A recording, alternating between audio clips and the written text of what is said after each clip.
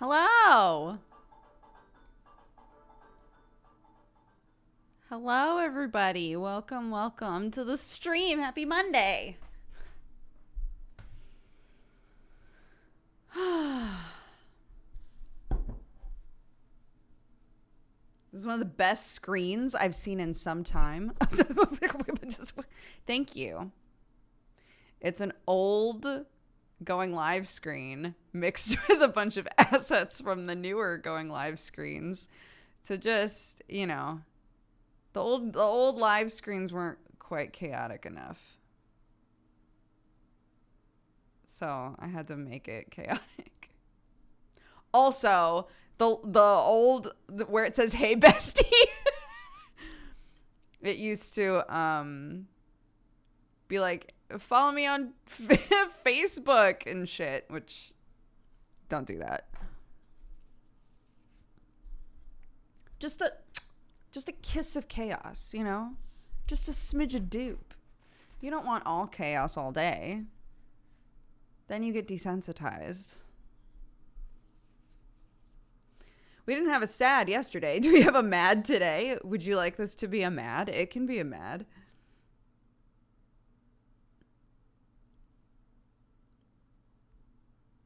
Mad!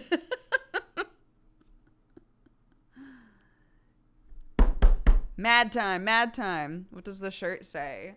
Psychic Circle Oddities. It's our friend Susie's store.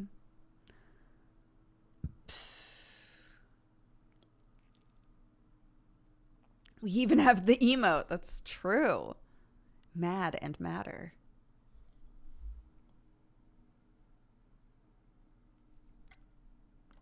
I hope you're proud of me. I brought my coffee in a thermos. Well, first we were at the store and Sam was like, we should get a thermos. And I was like, we should get two. And we bought two thermoses because our other ones have just like been eaten by goblins, I guess. So now I know. So I have a thermos. I was able to make coffee at home and bring it to the office with me. Delightful. Also, they're putting in my windows right now. I'm so happy. It's all coming together. It's happening. Even your Dodger coffee co mug / thermos. Yeah. We don't know where any of them have gone.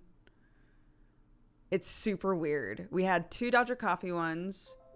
If you heard that was me. Two Dodger coffee ones. Two that were sent to us by wizards that had like Wizards of the Coast, not actual magic wizards. That had like D&D, like that's not. It had dice all over it. I was gonna say D&D dice, as though you don't use die in anything else, which you do. So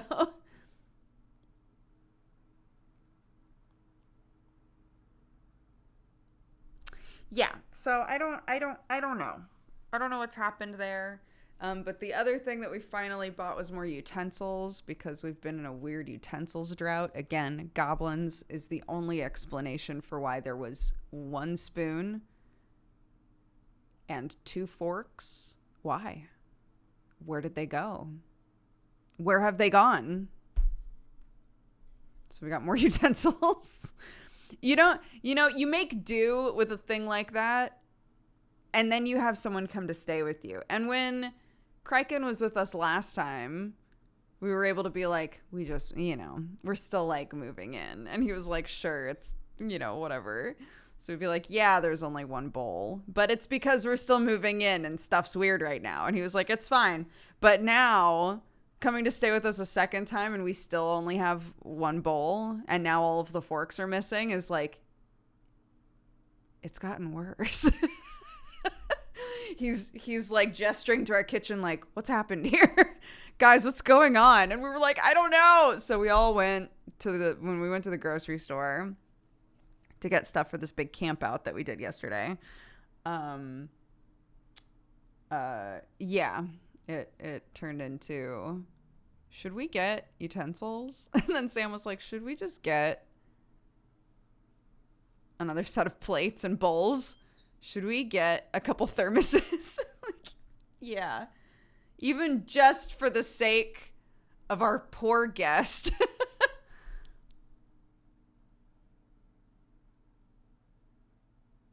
Yeah. And then uh you know, so we had a big camp at the farm yesterday, and it was so fun. Really, really fun. It started off with I had reached out to my brother and sister-in-law and was like, "Hey, Clarky really wants to go camping. I haven't been camping since I was little, and Clark has never been. But you guys go all the time. Could we like do like a dual camp sort of thing?" And so we were trying to plan it. And then my brother-in-law was like, "What if we just did it at the farm? Because then if anything's going wrong, um, we can just abandon ship to the house." I was like, "That's a great idea." And then it turned into, well, if we're gonna camp in the field anyway, why don't we just invite all the kids? And then it turned into like a full on thing, like a whole thing. We brought out the generator. There were fairy lights. We put up a projector and did a movie. Everybody had huge tents. It was great. It was really, really fun.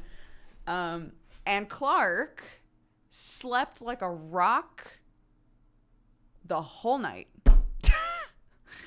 And she was like, "That was great. I want to go camping all the time." And I was like, "Fantastic. I'm so glad you had fun."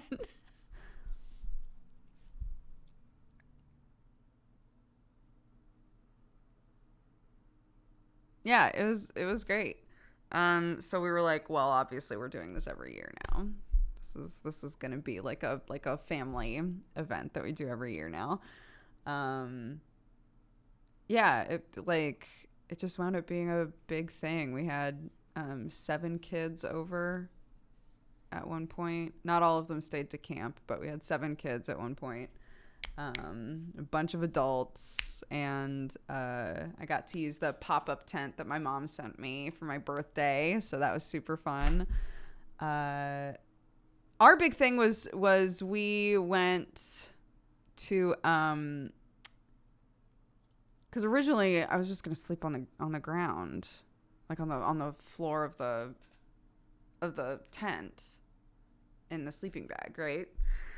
And then my sister-in-law was like, "Don't, what the fuck? What are you doing? Don't do that." She's like, "We're sleeping in a field, dude. It's going to be so uncomfortable." It's just like, get a air, if you have an air mattress, do an air mattress, or like go get a mat, like something. So originally we were going to take the air mattress out there, but our tent it's not like a stand up tent, right? Like a, you can stand up it. I can't even stand up in it. So I was like, well, we don't want to use the air mattress because then the roof of the tent is going to be like right here, and we're probably going to roll off of it anyway. So we went to, there's a franchise of stores here called Go Outdoors. It's basically like REI. And, guys, why are camping mats to put under your sleeping bag, why are those double or even more than double the cost of a sleeping bag? Why? Why is that? That doesn't make any goddamn sense to me. That doesn't make any sense to me. In the end, we got like literally the cheapest ones that they sold, which were about this thick, and they roll up. And they cost £10 each. So we got 2 of them, and we sat them next to each other, and they did us just fine. If we became like repeat campers, probably invest in a more comfy one. But it was totally fine and I'm so glad that we didn't do the air mattress, because Clark, if we're sleeping like this, Clark does this throughout the night. She like fully rotates slowly throughout the night. That air mattress would have been donezo. It would have been such a waste of time. So they know you want it and it makes money. I don't understand. Or your sleeping bags are cheap. No, I don't think so. So they're doing like a big, like it's the time of year, right? So there's big camping sales going on right now. So we got our sleeping bags were like, like normally 80 pound, but we got them for like 40, sort of a situation. Mine was 40, Clark's was a kid one, and so hers was 30. Because she doesn't fit in her old one anymore. We got her one like 3 years ago that is just too small for her now. So yeah, so we got sleeping bags, right? Because we already had the tent. Pretty much all of the like ones that were about this thick that you inflate.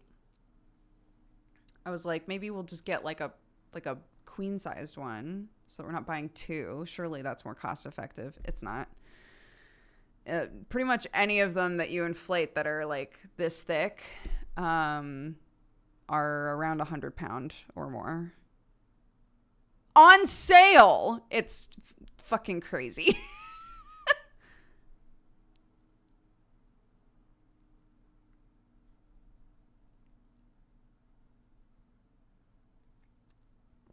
You paid it, so it's the right price. I paid 10 pound for two. I paid 10 pound each for two things. So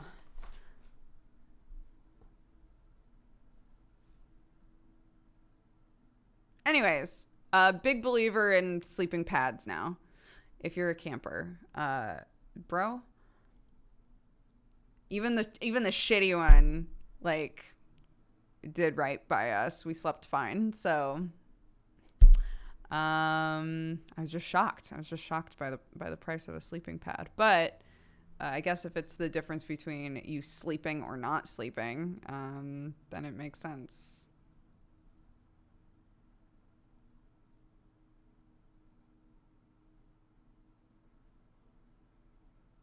They're expensive because the thick ones are I like that you used THICC. The thick ones are real comfy. You're looking at the fancy ones. I promise you I was not. I promise you I was. I did a lap. I did a couple laps of like, because there's ones that are basically like, they look like bubble wrap. Those are the cheapest ones, I think. They look like bubble wrap. They're like about this thick. And they're kind of squishy, but they also look like it would take nothing for them to break. And then the ones that we got are kind of like thick foam almost, so like sturdy foam, and they were about this thick. And then, yeah, people are making perfectly good and valid points that if you're going to put air into them, they have to be sturdy and, they still have to be comfortable. And, like, of course, they cost a lot. Sure.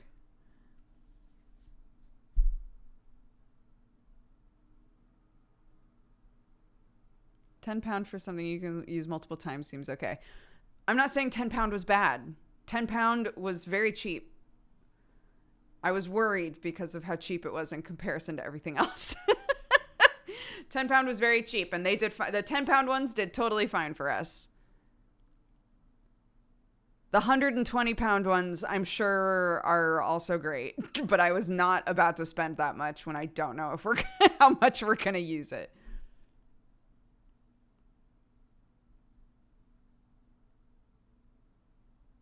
Anyhow.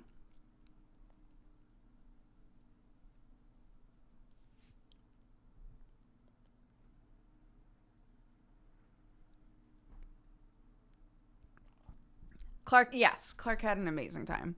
She had a fantastic time. Yeah, it was great. All the kids were able to just use our bathroom if they needed to go to the bathroom. So, the toilet situation, like, wasn't a drama. And we set up the tents in a circle. So we actually, like, sort of, created like a wind barrier because it was pretty windy and it was occasionally like sprinkling a little bit. So We brought a canopy. They call it a gazebo here. It's not what I think of as a gazebo, but just like a fold out, like easy fold out canopy. And then we had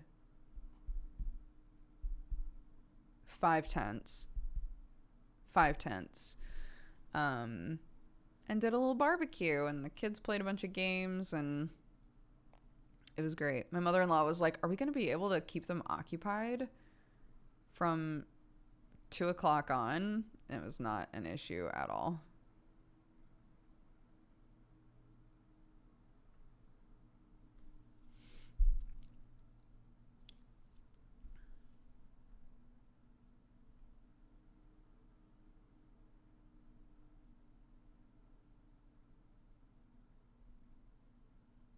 10 out of 10, but the 100-pound one was probably 100 out of 10. God, you're right. You were in the garden. I thought you drove out to the woods. I was like, wow, this went really well. No, I was explaining that we were going to. It was going to be us and my brother and sister-in-law and their kid. And then it turned into, well, if Clark's never been camping before, maybe it would be like just less stress, more chill to do kind of like a backyard camping sort of thing in our field. And then it turned into, well, the field's huge. Why don't we just invite everybody in the family? Which we did. So we did. And we were like, we should invite more people next year because this was very fun. And all of the kids were like crying at the end because they didn't want to go. Like all the kids had a fantastic time, which is the most important bit, you know.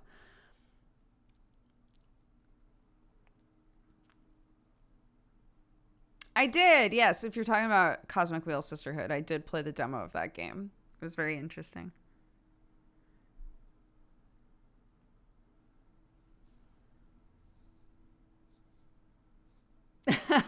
Well, we figure we'll invite family, you know.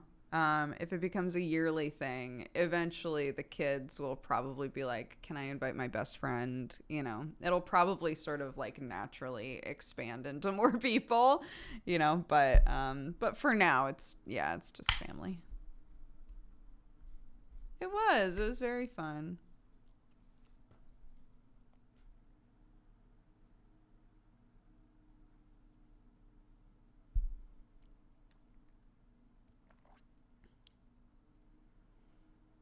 At a certain point, my mother-in-law was like, I think I'm going to bring out the rum. All of the we had put on a movie, but it wasn't quite, because it's summer. It wasn't quite dark enough yet, but it was like, if we don't start the movie now, because we had promised the kids a movie, like if we don't start the movie now, it will not end until way past all of their bedtimes. And we had so many technical difficulties with the movie, and the kids just could not see what was going on, that the movie didn't end until like 9:15 in the evening, which again is fine. It's, you know, it's like a special fun thing. It's what they can stay up later. It's fine. But at a certain point, when finally the kids were like, all right, we're watching a movie, right? And even then, you know, they didn't fully pay attention to the movie. But anyways, my mother-in-law was looking around at all of us like, who wants a rum? You're having a rum? Are you having a rum? Are you having a rum? She just came out with a tray just full of cups that had like a little bit of rum splashed in all of them, and was like, go on. just take them.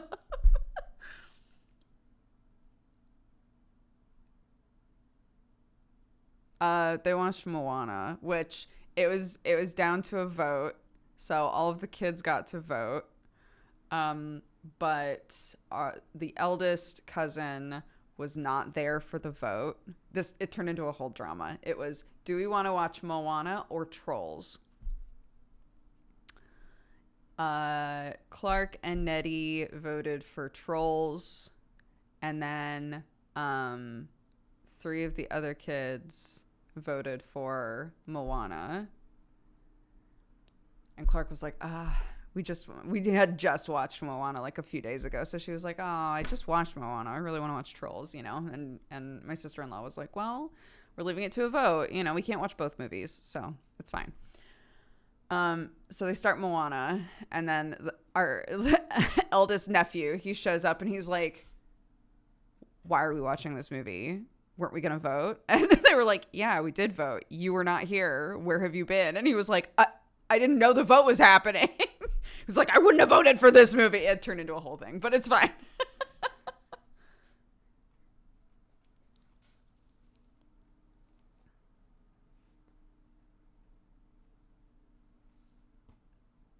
It was, yeah, rigged. They were running distraction over there.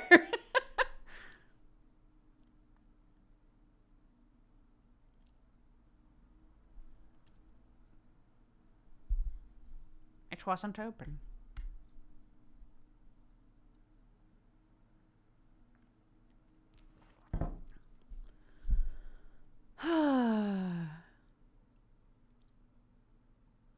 I'm so excited for my office. I'm so excited. Oh my God.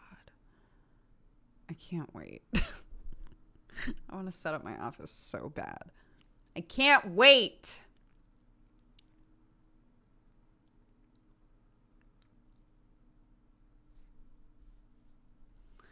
Well, the scaffolding is up and they're doing the cuts now for the windows. So the windows might not go in today, but like the barriers to it being completed are vanishing.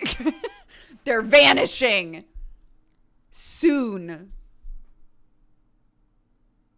Is this not your office? I'm confused. So, for any of you who don't know what's going on with us, this is our old house. Sam and I are still renting it months after we've moved into the farm. Sam and I are still renting it because we haven't been able to work at the new house yet. Technically, now, originally it was, there's no internet there. So there wasn't internet there for a long time. And we were like, okay, well, that's fine. Because we're trying to we have little bits of construction that need to happen in order for us to work in our intended offices anyway. Right. So, internet has gone in. So the internet's great now. Fantastic. And now it's turned into, but the offices aren't done. So the room that I'm supposed to work out of has no air circulation whatsoever. There's no windows. There's no nothing. So we were like, well, that's fine. It would be so easy to get that fixed. But it's been weeks now. And the windows aren't, we have the windows. The windows have just been sitting there. They're not, they haven't been put in yet. So that's finally happening. Sam's office is all done. My office is almost done. So then it was like, great. Soon we can work at home. And now that we're a few months in, we are having every day multiple electrical problems where just everything dies. Something fucks it up. And all of the electricity goes out across the entire, the whole property, every building. So we've called a guy, and he's like, yeah, I can come out. I'll split everything up. So the garage is on its own thing. The offices are on their own thing. The annex, the house, whatever. It's all individual. So we're waiting on him to show up and do that because Sam was like, I can't hook my PC up to a system that's going to be going out constantly, because even if you put safeties in that, it's still not good for the machine. It's still not good for it to just have power cut out. So we've bought generators and we've bought USPs or UPSs and it's fine once it's set up. It's gonna be fantastic. It's going to be amazing once it's all done. It's just lots of barriers. That's all.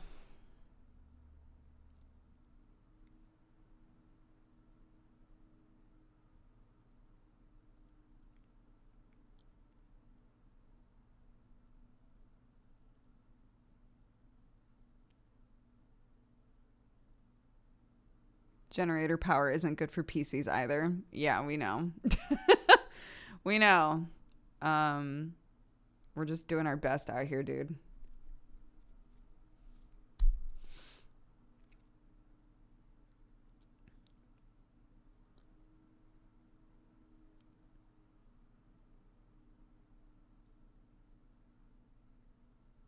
Yeah, we've been talking with you know, different people to figure out like what the best thing is, because we've explained to them like this is what we're using it for, you know, this is what we need, this is the wattage of all of our shit, you know, just like everything. So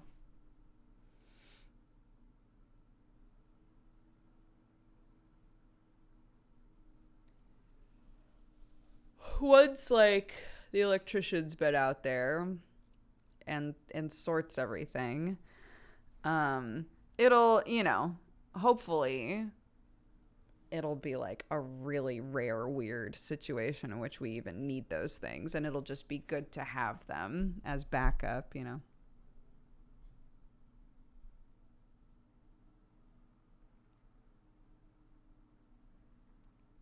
Yes. Yeah. Yeah, it's all gonna get sorted. But for now, I sit with my cute blank background.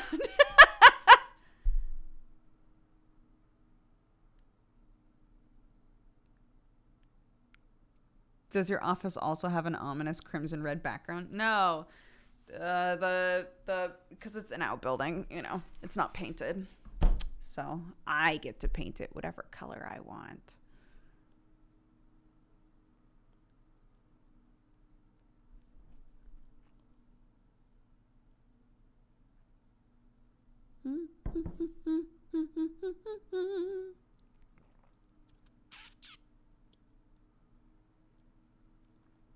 I vote ominous red.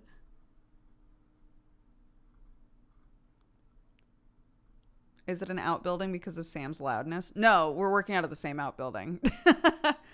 So Sam's on the bottom floor and I'm on the top floor. Somebody was like, "What if he bleeds into your stuff?" And I said, "I'm not really concerned about that because he works in the evenings typically, and I won't be able to work out of there in the evenings. I would be working if I'm working in the evening, it'll be from our house, you know." So I'll have like a secondary, like not as intensive setup, but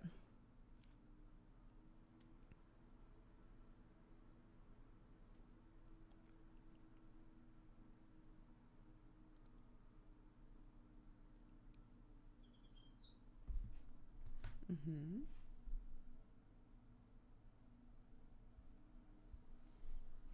Sorry, got a cute, sweet message. Do you have any tattoos? Yes, I do. Yes, I do have a lot of tattoos. Yeah, yeah. People were like, "We don't mind hearing Sam bleed in. It's kind of funny. If it was happening all the time, though, it wouldn't be funny, right?" But I don't think that's an issue. So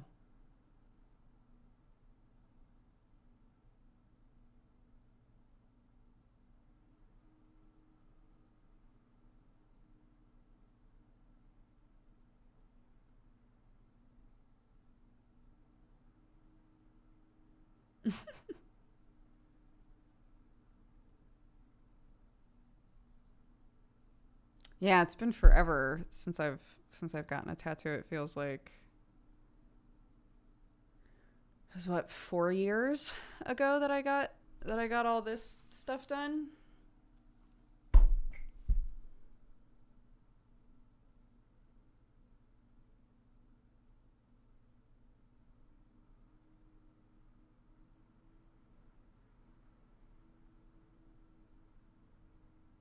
That was yesterday. Don't make me feel old. I'm sorry. Yeah, yesterday when I got this tattoo.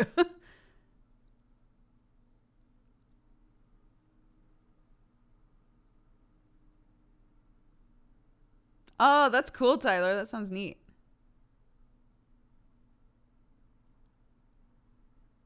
I'm trying to decide my next tattoo. It's a real struggle.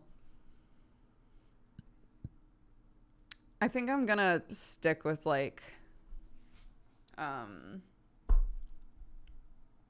like floral and plant stuff on this arm. Um, and I've said before, because we've got the like mandalas on here. Um, I think I'll probably like keep putting different like flowers and plants and things, and then in the open spaces work in some of they weren't mandalas, but they were sort of similar like geometric things in Hollow Knight that showed up a lot in the like dreamscape stuff. Start working those in the background. I think that would be really cool. It would look like they belonged together, but it would be like a little nod to my favorite game. I think that would be fun.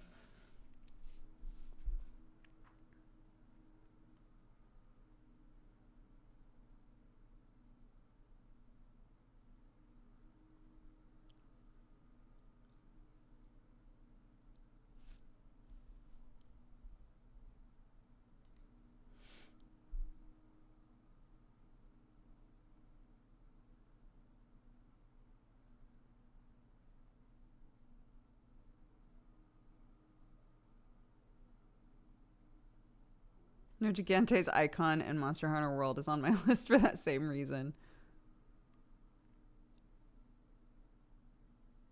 It's fun. I think I love like I have like a core memory when I was a kid of seeing this guy who had full body tattoos of Dragon Ball Z characters. And at the time I was like obsessed with Dragon Ball Z. So I was like, that is the coolest shit that I've ever seen in my whole life.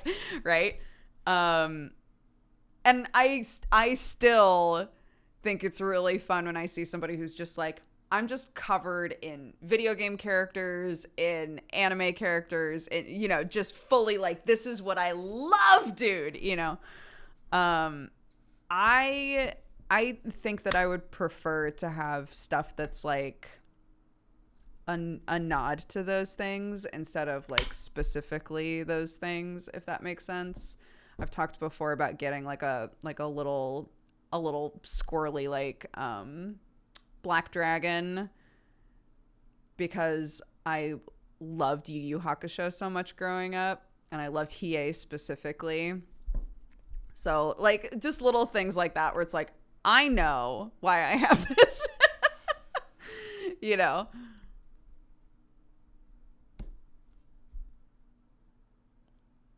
But I think sometimes when we talk about this, there's an implication that like that's better or more mature than getting like Goku on your chest. Bro, get Goku on your chest. If you want Goku on your chest, I think that's sick too.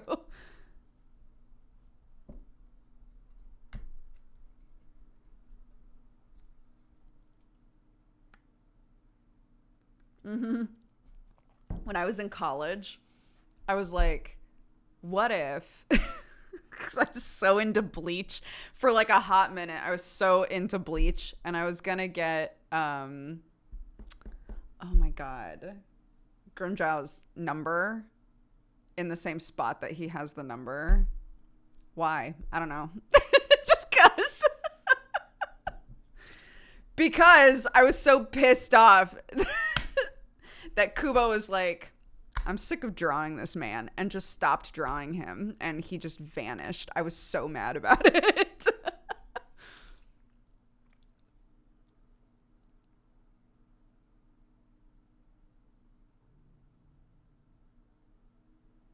For a hot minute, but I am still in love with Bleach. I haven't watched any of the new stuff.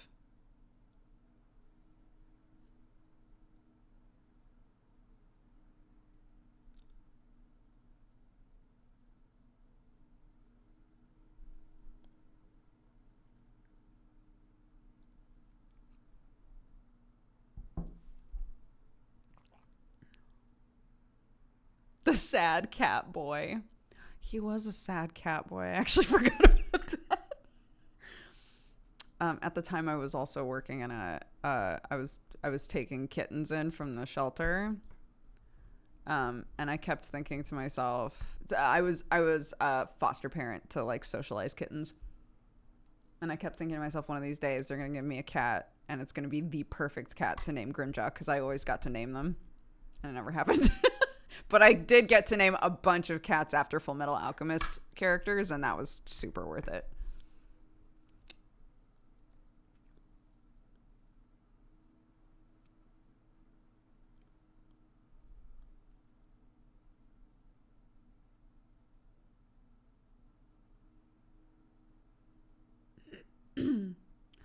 As a newer cat owner, is it normal for cats to howl with cat toys around the house? Some cats do that. One of my cats does that. He specifically started doing it when when I brought home our second cat, when we brought home Watson. I think it's like a stress attention thing. Sherlock doesn't do it all the time, but he'll get into moods where he grabs a toy and literally just walks around the house going, "Arr, arr," and I never minded it that much until I had a kid, because it wakes Clark up sometimes, and I'm like, homie, I'm begging you, if you want to be pet and snuggled, please just come to me. This is driving me crazy.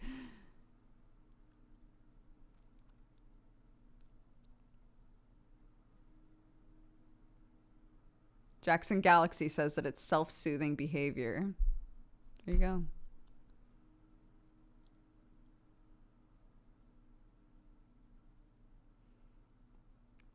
Does he do that with socks? Yeah. Well, his like primary like toys are socks. Yeah. He picks up balled up socks and just carries them all over the house.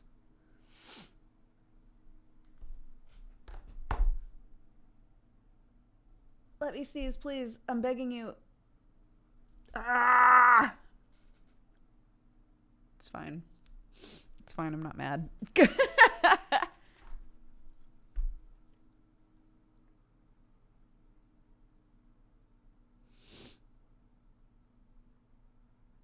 Are you staring at your ring light to sneeze? No, I don't put my ring light directly on me. I bounce it off of the wall.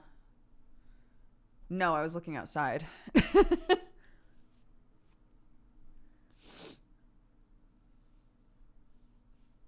Forgot your glasses? Yeah, probably.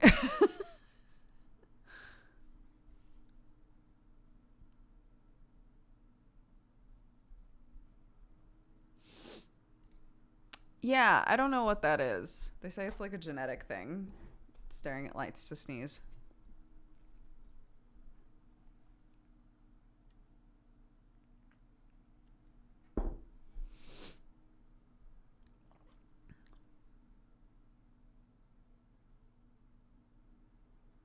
When I was little, I used to be like, I'm allergic to the sun. That's why it happens.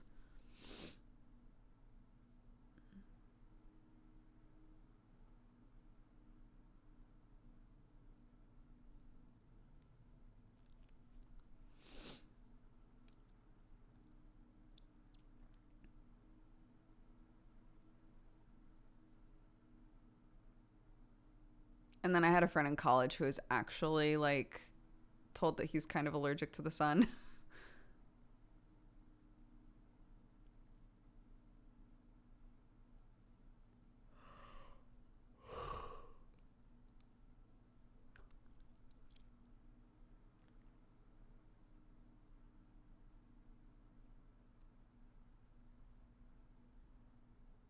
My mom is allergic to the sun. She can't go outside without shades. Yeah. It was one of our tech guys in the theater department.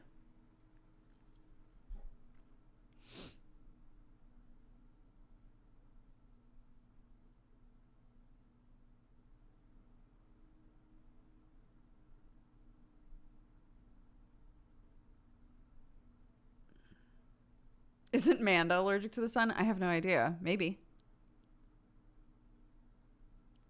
Some people can be allergic to water. Yeah. I was watching a whole video where somebody was explaining that, like, she can't eat. She literally can't eat food.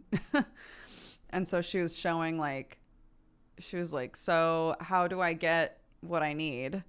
And she has, like, a tube that goes into her heart, and she hooks up a thing, and it sends everything that she needs for her body to work right, like directly into her bloodstream, basically. Um, she's like, yeah, I can't go in my stomach because then I get sick. And a bunch of people were like, oh, that's so sad that you can't eat anymore. And she was like, I've hated eating my whole life because it made me feel so sick and miserable. She's like, this is awesome. I just hook a bag up to myself and then I'm done. I'm not hungry. I'm good to go and I'm not in pain. So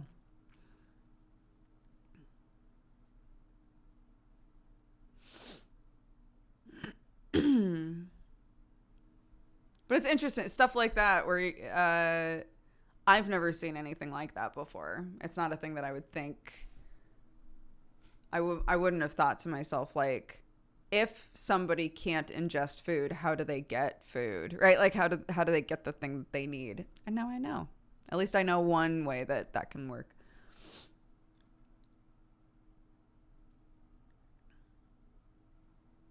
Does the stomach not make you feel hungry anyway? She said her stomach will still rumble, but she never feels hungry. She gets everything that she needs, so she never feels hungry. Um, there's like a there's like a specific time that she hooks up to the bag and just gets all of her nutrients. So even though her stomach will still rumble, she never feels hungry.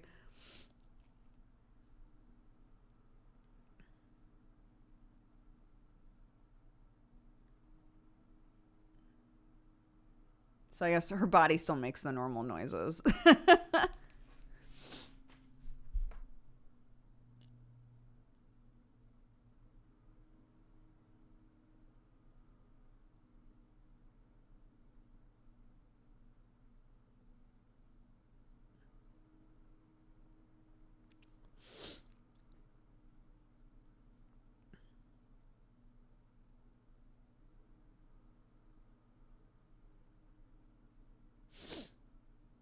Oh my gosh. I need to blow my nose, I think.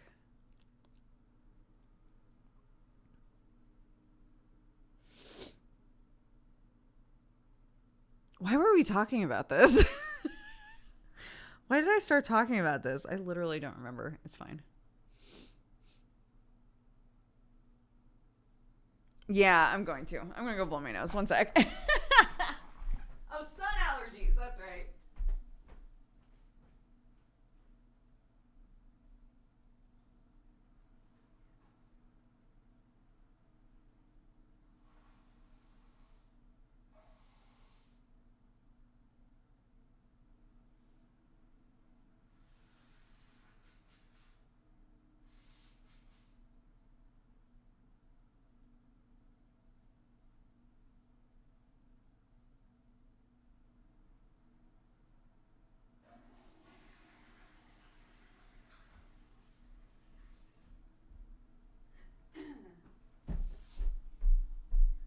Ka-chow.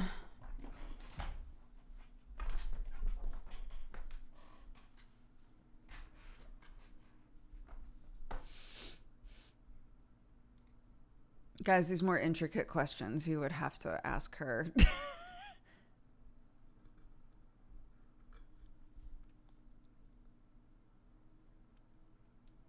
Right. Yeah, it's because somebody was like, some people are allergic to water. And it made me think about a situation where it's like, how does a person even live if they're allergic to XYZ or can't do XYZ? Bye, money fish. What was fostering kittens like? Was it sad to give them away? Oh yeah. There was always if cuz I usually got like 3 to 5. Um there was always at least one where I was like, I could keep this one. I never did though. I never kept one. But I really wanted to. They're so cute.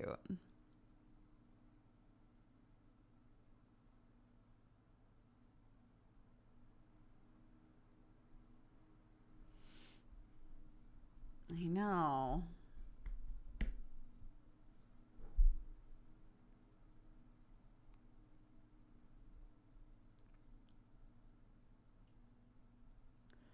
I'll just keep this one and tell them he ran away. Well, there were a couple where I literally talked to my mom like, okay, I know that I'm about to get my degree and I'm going to have to move, and potentially I'll have to move home for a little bit. Please tell me that it's a bad idea for me to keep this cat. And she'd be like, it's a bad idea for you to keep that cat. I'd go, cool, thanks.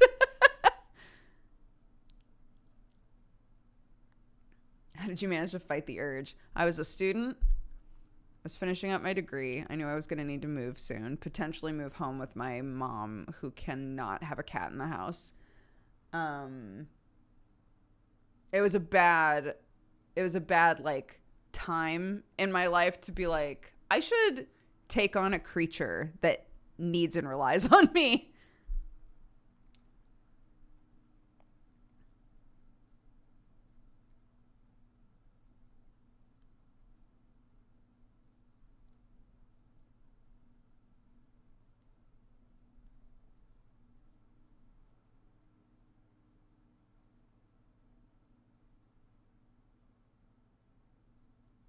Aww. Gazbang said, I had to foster a cat who had severely damaged kidneys for 2 years. The vet said they expected her to only have 3 years to live. She had the kidneys of a 12-year-old cat. I spent the entire time giving her kidney support food and filtered water. And the vet was really amazed that her kidneys almost fully recovered. She's been with her new family for 3 years, and they send me Christmas photos every year. That's so sweet. That's amazing. I volunteered at a cat rescue for a year, and same, though we did adopt one of them. Yeah, I do think it's an option that people don't realize. Like, if you know, if you're in a stage where you're like, I don't think I can take on a cat or a dog or whatever for life, but I would like to care for an animal for like a short amount of time. You can go to a shelter and register as a foster parent. Sometimes they need people to take something on for a long time. But I don't think I ever had... I don't think I had any of mine for more than a month. I think it was a month maximum.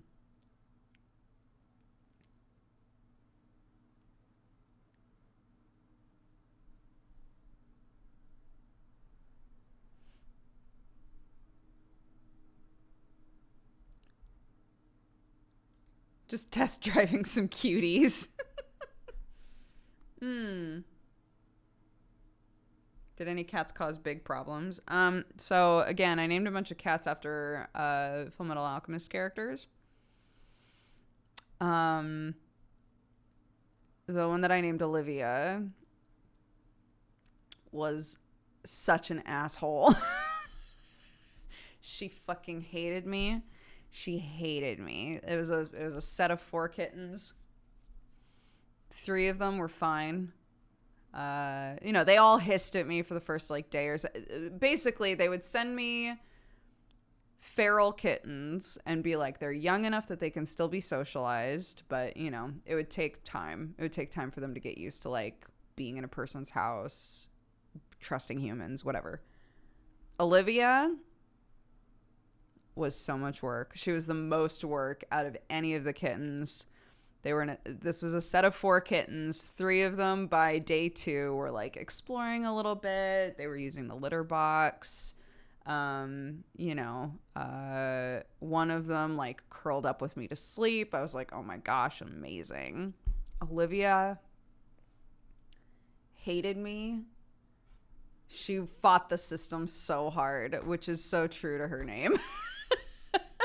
She fought tooth and nail to be like, I will not be someone's perfect pet. Absolutely not. And by the time I had to give all of them back, she was a little treasure. But like, holy shit. She was a monster for so long.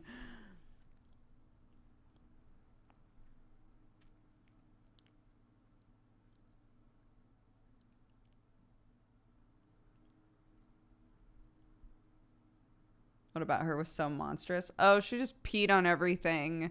She scratched me. She hissed at me. Again, totally normal things for a feral kitten to do. She just did it for a really long time and was like, I dare you.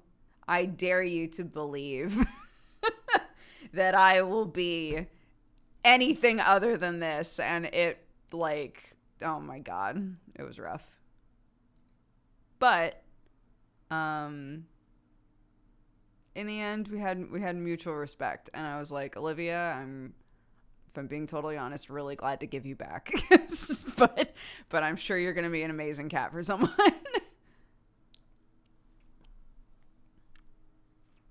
How do you befriend such a cat? So she wound up having to we basically like started from zero with litter box training for her. So she stayed in the bathroom for a little bit with a litter box. Cats don't want to pee on something that isn't like soft or movable.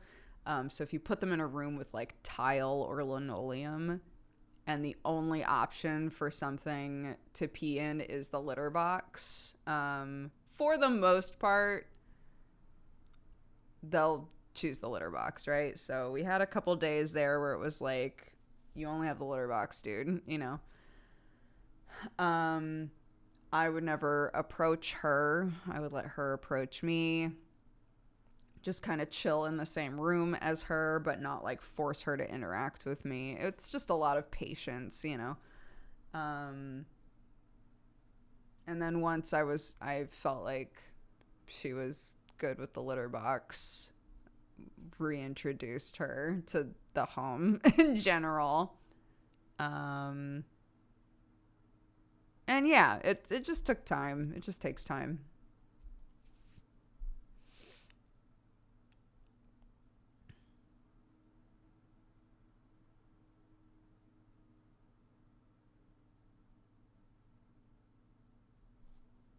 Yeah, search her for knives, you know, the normal things.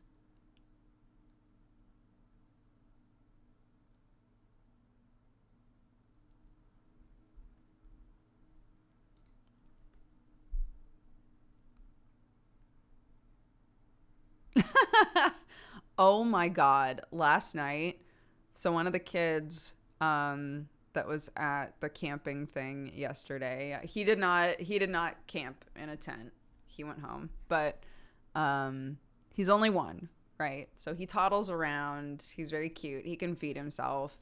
He's saying some words. He's adorable. We had done sausages and he asked for one. Handed him a sausage. Immediately one of the dogs just pulled it out of his hands and ate it. And we were like, what the fuck? And so we sat him on, we had like an outdoor couch thing that we had pulled over. So we like set him on the couch, handed him a new sausage, and we were like, don't give it to the doggies, right? So immediately the dogs ran over next to the couch, like fully begging. And he just like was sitting there with his little sausage and looking at the dogs and was like, just handed it to them. Like, okay, somebody's got to hold this kid while he's eating his sausage. We can't trust him.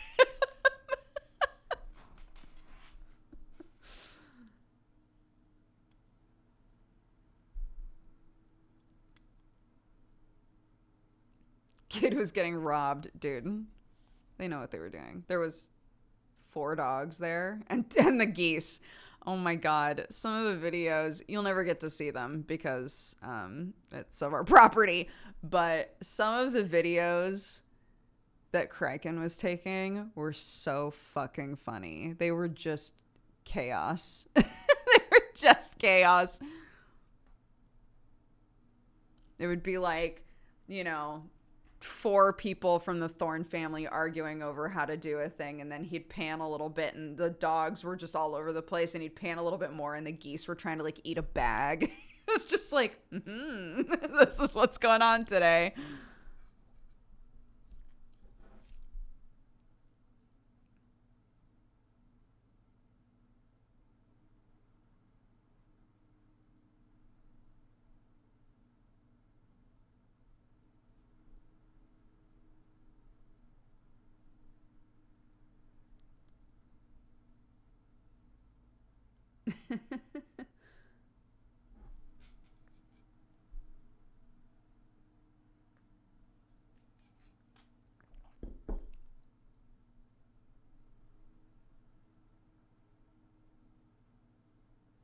Toddler and pets chaos. Yeah, lots of chaos. Lots of chaos. It was lovely though.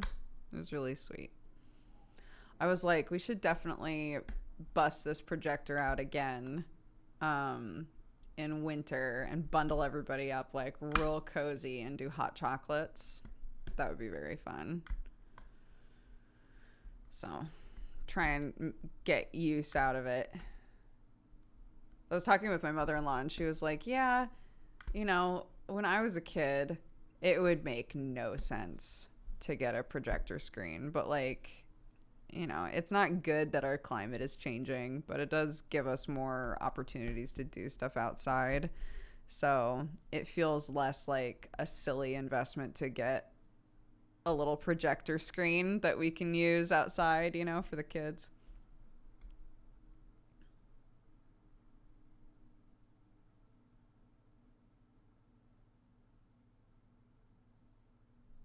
Yeah, it's little. It's like this big. The projector. Yeah, it's just like it's like a little thing. And it worked great. And then the screen isn't that big. It was like, but you know, for just like a small little clutch of kids, all huddled up together on bean bags with blankies, it was perfect.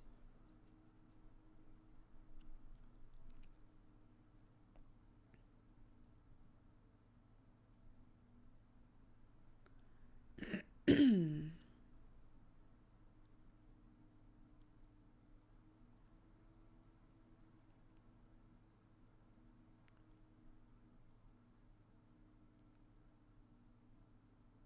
have a picture of Clark messing with the projector, literally like right after being told, Clark, don't touch the projector. It's an action shot of her like reaching over and grabbing it. It's one of those like moments before destruction sort of pictures because like she moved the projector and we were like, Clark, stop touching the projector. And we like went over to try and fix it. And then she started to lift up the lid of the laptop and we were like, honey, just stop touching things. And she was like, okay, and closed the laptop and the movie died. And she was like, ah, like just started crying like, I'm sorry. Like, it's okay, honey. She was like, I was just trying to fix it. We're like, we know, honey, it's fine. Just come here. Let an adult fix it.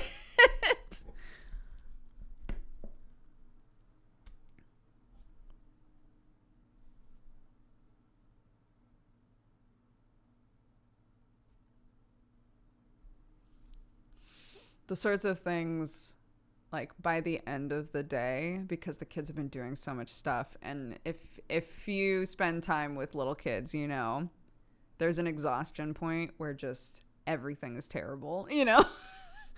The sorts of things that these kids were crying over or being mad about by the time they needed to be asleep was amazing.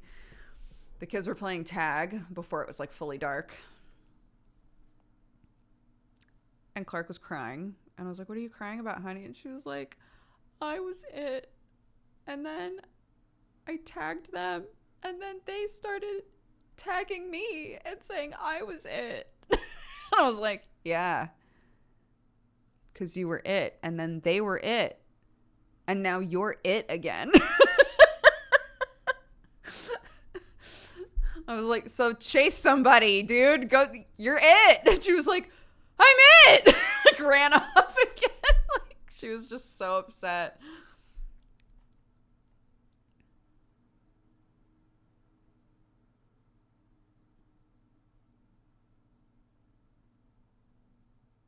They might have been talking about immediate tag backs. A 2, 3, 4, and 5-year-old were not talking about tag backs. I promise you. They had no clue how tag worked.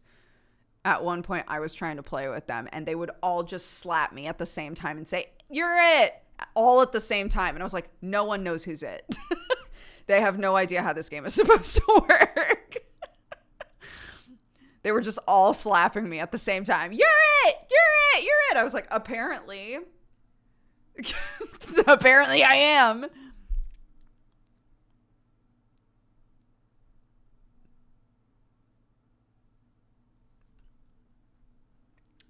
So yeah, I was trying to teach very little kids how to play tag, and I don't think it stuck, but the important thing is they ran around and slapped each other. So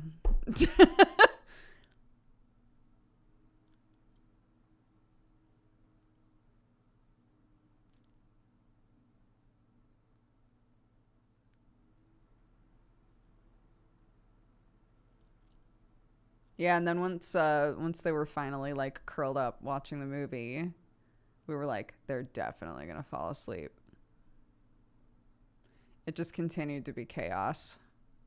Continued to be just a smidge of chaos until about 9:30 when we were like, and everybody go to sleep. Everybody's going to bed. No one's staying awake.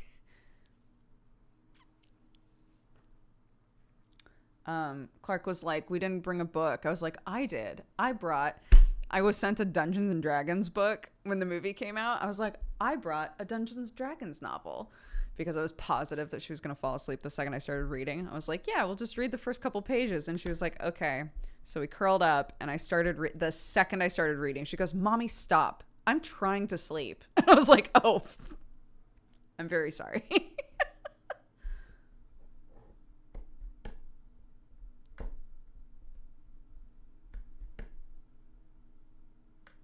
And then she fell asleep instantly. Great. Amazing. And she woke up at midnight with a nosebleed that lasted about 3 seconds, and then she fell asleep again and slept until 7. Incredible. 10 out of 10. Would camp again.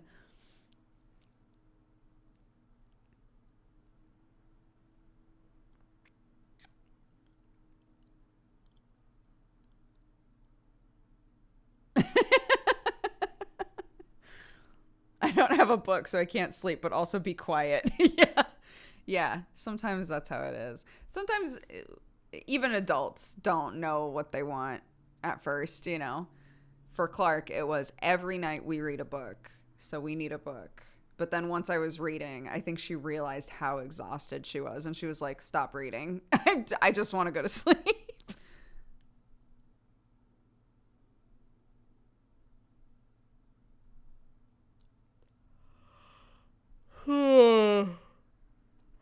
Oh my gosh. Yeah, somebody's talking about Baldur's Gate. I've never had any inclination to get a Steam Deck. I've thought about it like really in a really loosey goosey fashion. Because I was like, it might be nice to have a Steam Deck because then I could play my stuff just in the living room really easily without having to do the whole rigmarole of like hooking up a laptop or, whatever. And then I was talking with a friend of mine, and he was like, yeah, I've been playing Baldur's Gate on the Steam Deck, and it's been great. And I was like, that sounds great. Because every single one of my friends inevitably will be like, have you been playing Baldur's Gate? And I'm like, no, because I would be playing it at night, but I don't play it at night.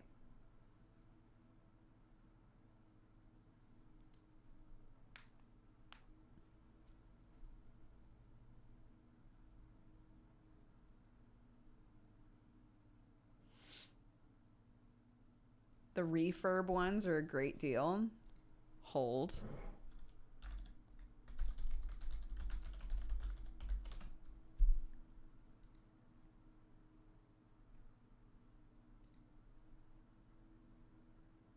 Great Scott, we don't have any in stock.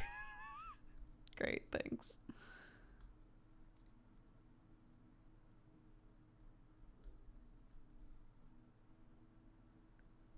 Yep. Refurb ones on 3 websites so far, including the Steam website, are out of stock. I guess because they're a fantastic deal.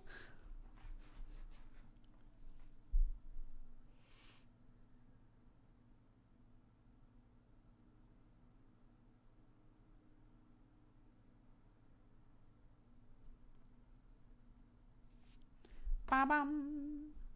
Bum. Ba bum. Ba ba ba ba ba.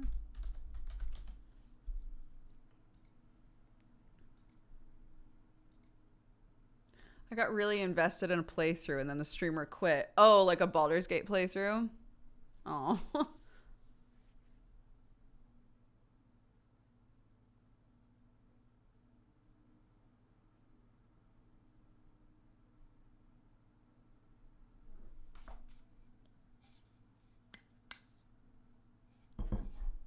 I think my coffee's almost gone. Just splashed at me. I did play Divinity. Hello! We were just talking about Baldur's Gate. And how I haven't really played it yet. Because it feels like it should be my cozy at-home game. And I don't really have like a good cozy at-home gaming setup right now. You summoned me. It feels that way. Yeah, I played a lot of Divinity. The first Divinity more than the second one. I'm not sure why. Have you moved yet? I kind of talked about this already today, so I will keep it brief. Yes, we moved months ago. We're just still working out of this house because of a million things going wrong with trying to work at the farm. But we're ticking away at the boxes. Please God, let me work at home. We're getting there.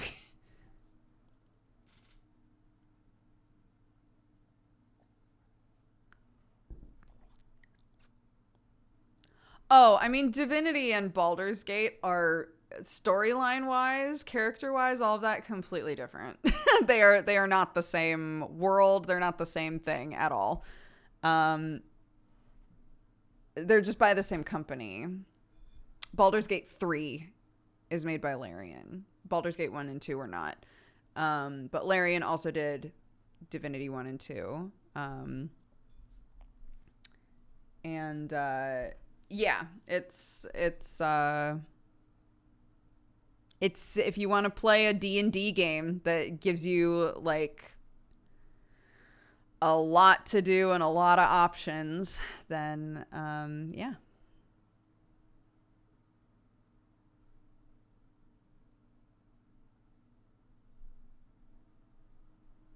I quit Divinity Original Sin 2 a few hours in on 3 occasions, but I'm loving Baldur's Gate. That might be a more helpful response for you. I'm about 80 hours in. I'm nowhere near finished, and I missed a lot. Yeah, Sam and his friends, they did a playthrough on stream, and they were really trying to blast through it. And it still took them a really long time to get to the end of the story. And Sam was like, I can tell that there is so much stuff that we missed, that we didn't do, that we didn't even like touch on, you know, because we were really trying to like main the story for stream.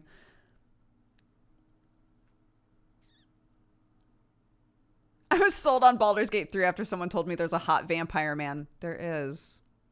A lot of people want to kiss the hot vampire man. Yeah.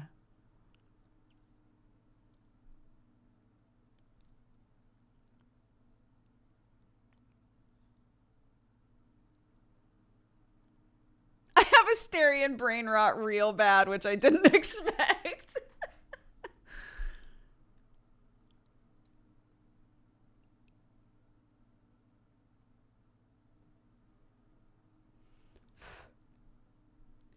Yeah, I'm really surprised that I haven't been seeing more Karlach content. It feels like she is like dommy mommy bait for people.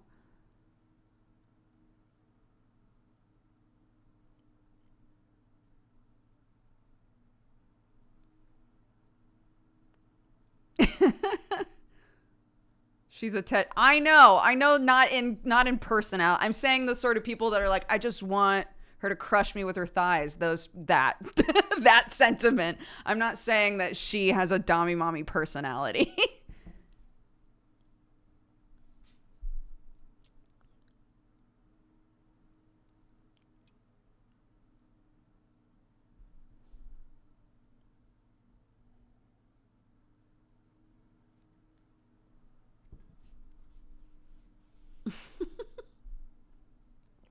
But yeah, so yes, I have not been playing Baldur's Gate, and I want to be playing Baldur's Gate, and I think I need to buy a Steam Deck.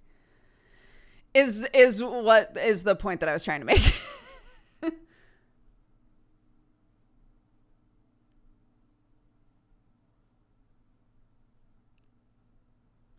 Would you play it on stream with friends? I don't know. I do badly with like long playthroughs is the problem, and it is a long game. Um so I don't know.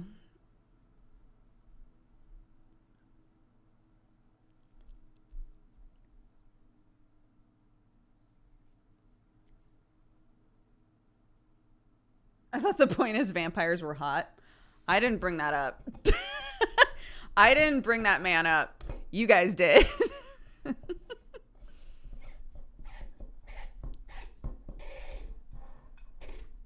Zacky Wacky playthrough. I know. You know what? It was actually very cute that because we had a sponsored Baldur's Gate stream, right? And so I made Zacharias, my old D&D character, for fun. And then I was like, yeah, that was really fun for like a one-off. And a bunch of people were like, we're not, we're not gonna keep being Zacky Wacky.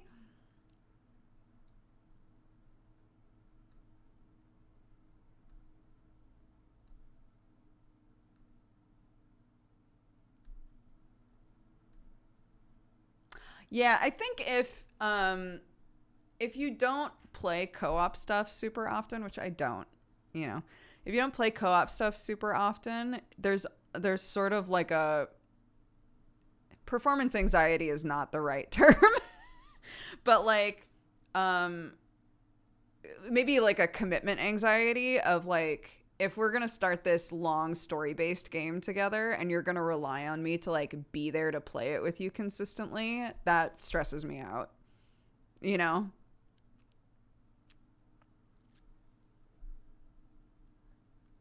What if you made your character really dumb and picked all the least intelligent choices? So you want me to make Dash, my current D&D character? I can do that.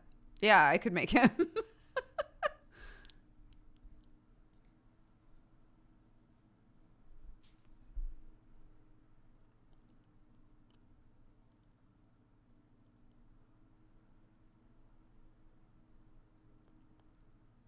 Can you be Oathbreaker? Can you be Oathbreaker in Baldur's Gate? I think you can. Fantastic. Yeah, I can make a Dash.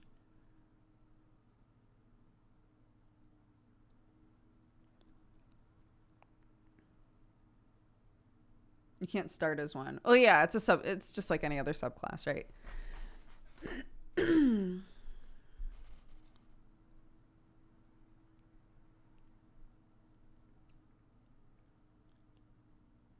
Wait, Dash is an Oathbreaker? He is. He's a good boy, but he's an Oathbreaker, yeah. I have no idea what trips the Oathbreaker switch. I've been a horrible person the whole time and I still haven't managed to break my oath. Oh, interesting. So it's not like choosing a subclass. You have to like choose an oath and then actively break it. Oh, that's a bit harder, isn't it?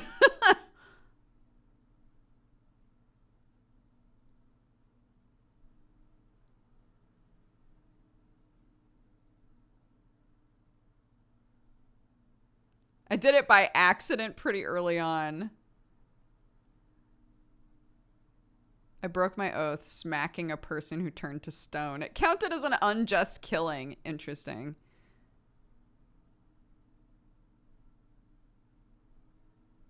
In my MP game, I did one thing and the game was like, well, you broke your oath. Okay. In normal D&D, what happens if you break your oath and no one is around to witness it? So in normal D&D, you can just be like, I'm an oath breaker. Like it depends on the conversation with your DM. You can also like, you know, like is being described here, you can choose an oath, and then if you or the DM feels that like you are going against the oath that you've made, you can oath break instead. Dash was an oathbreaker from the get-go. He was built to be an oathbreaker. for like story reasons.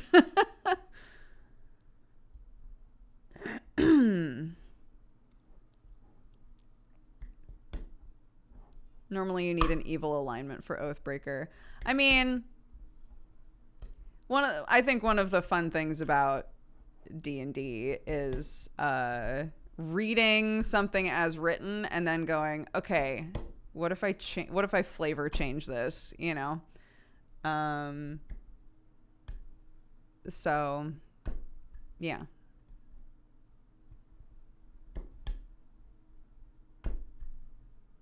I'm taking crazy pills. Are spoilers finally allowed here, or what is happening? I mean, it. No, spoilers aren't allowed here. I don't feel like Dash being an Oathbreaker is like a super big spoiler. It wasn't. It wasn't like a huge reveal.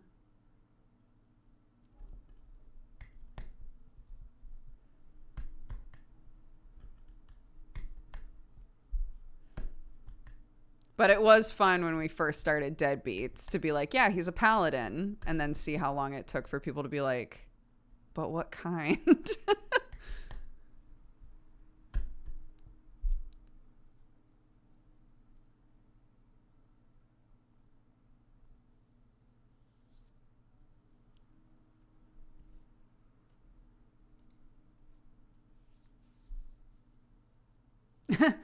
He's a paladin, smile. But I remember also talking to Sam about him when I was building him, and I was like, yeah, he's gonna be like a good boy. He's just a good boy, but he's an Oathbreaker. And Sam was like, Oathbreakers are bad. That means he's a bad boy. And I was like, no. He doesn't have to be, Sam. It's my game.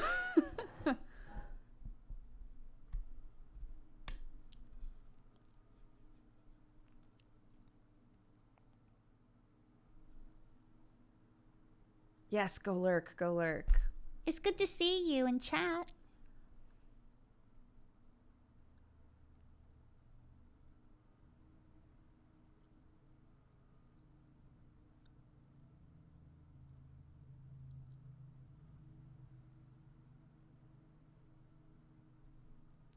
Yeah, the way that yes, the way that it's written out for Oathbreaker in like the guide, right? Like as written, it's very much like you chose to make an oath to being like valiant or good in some way, maybe.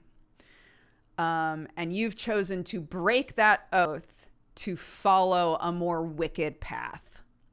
Okay. So a lot of the stuff that you get from that is very like is much more about cruelty.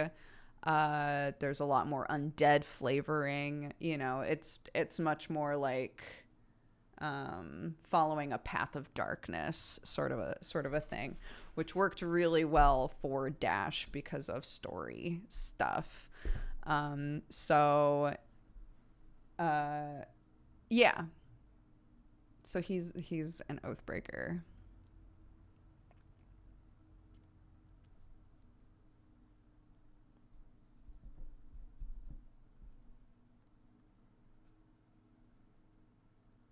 Mm-hmm.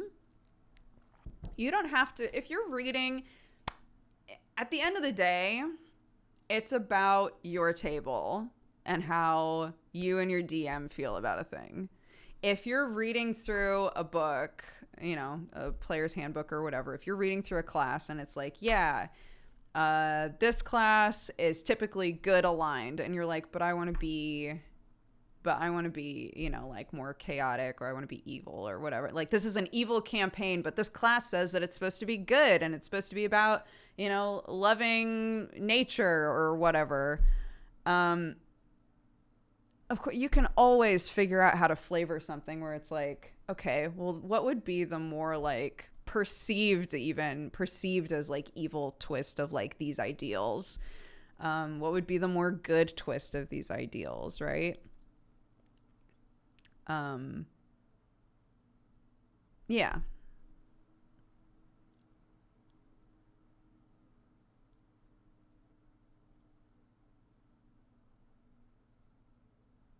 You can be a really cruel cleric. You know.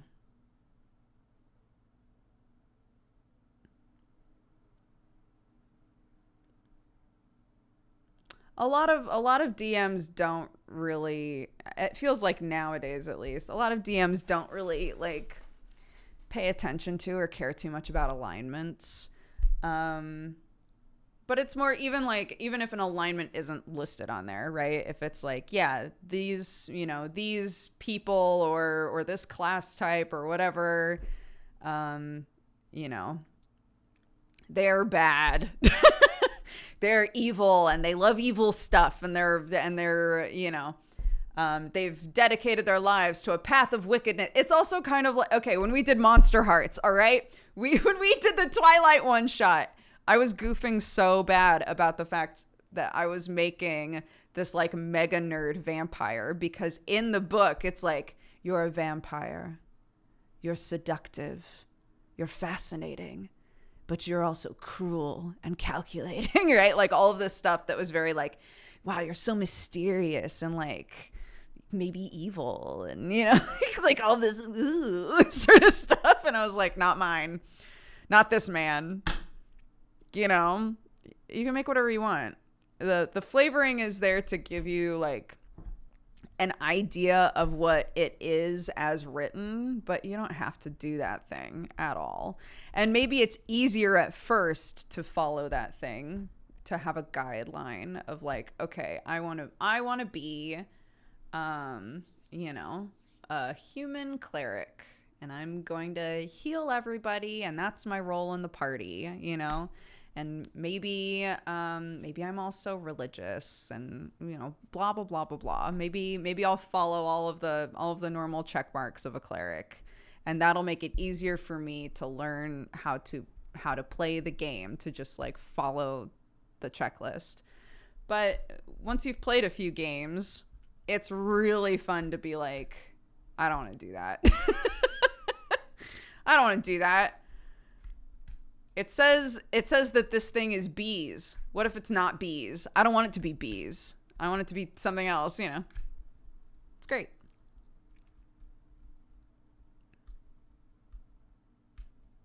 Or can we see the Twilight one shot? It was on Joe Fudge's channel. Michael! And now I have to do... That was my character, sorry. And now I have to do a Peppa Pig one shot. And I regret everything about my life leading up to this.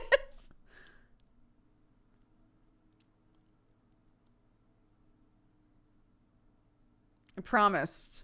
Joe promised to do a Twilight one shot, and he took forever to do it. And I was like, if he does that, I'll do a Peppa Pig one shot. And he really bided his time, but he finally committed and did it after we were done with Godforged. And now I'm like, well, I promised. I promised, didn't I? I want the Peppa Pig one shot now more than anything. I will do it. I promised. The consequences of my actions.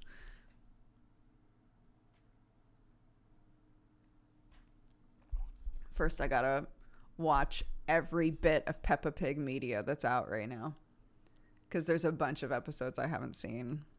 At one point, I could confidently say I've seen every fucking episode of Peppa Pig. Not anymore. Not anymore. Oh, Brie was saying she'd love to be in something with you as a DM. She's going to be in my Peppa Pig one shot. You don't say, Brie. You love being weird little animals and weird little creatures. Have I got the one shot for you? Peppa Pig is trash. That's the sort of energy I want you to bring when you watch the one shot. The monkey's paw curls.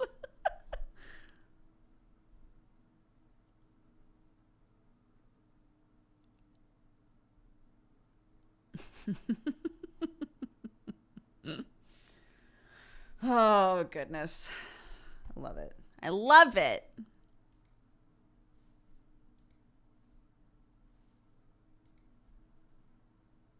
Have you already decided on players? No, but apparently one of them's Bree.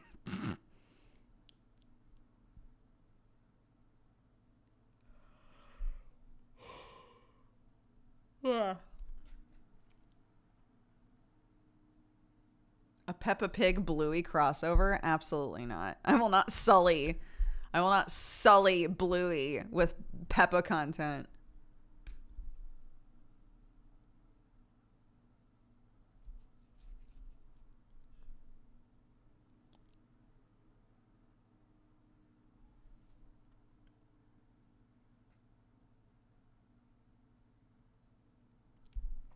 I was talking with one of our friends that came.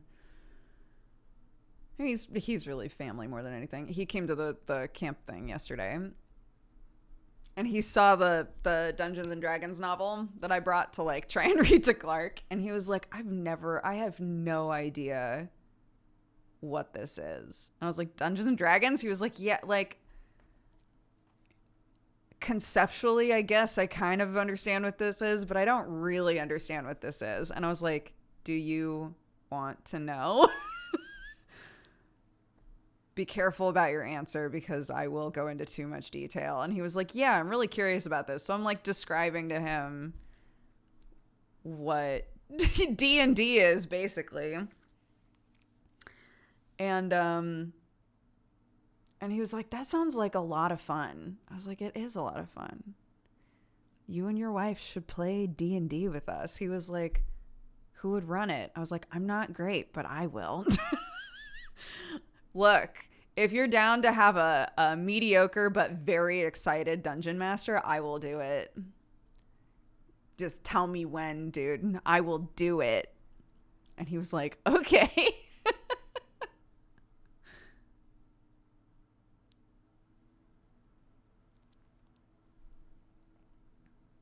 Yeah, because he was like, I was saying, because he was like, it seems like the DM does all the work. I was like, they don't.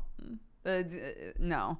It's like the DM does a lot of like work on the back end to facilitate the story. But some DMs don't prep at all before a session. They just make it all up on the fly. I was like, I think it's much more collaborative. And he was like, wait, so like if you built a dungeon and we went into it, collaborative how? Like, could I be like, I think there should be a room here? And I was like, ah. I was like, I mean, I get maybe some DMs would be fine with that. I was like, if I built a dungeon and you were like, there should be a room here, it would need to be a really specific situation for me to be like, you know what, you're right, there should be a room there. If you rolled like incredibly on trying to perceive something in a room and I didn't have anything planned, like anything cool planned to be in there, I would probably just make up something cool to be in there because you rolled so well. And he was like, oh, okay. I was like, nothing's set in stone, but the DM will like maybe framework some stuff. You look so well that you manifest it. Yeah. A long time ago, I watched a video, and I keep this in mind a lot. Long time ago, I watched a video where somebody was like, one of the best things that you can do is make a list for yourself of like people,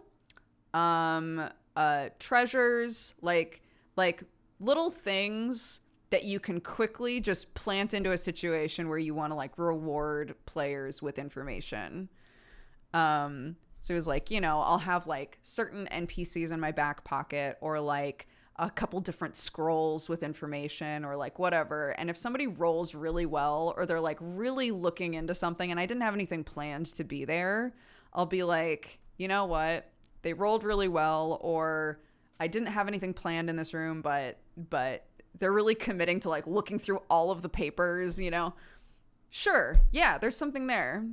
Here you go, They're like, it's nice to reward interest in the game with something, and to just have some stuff like ready to go.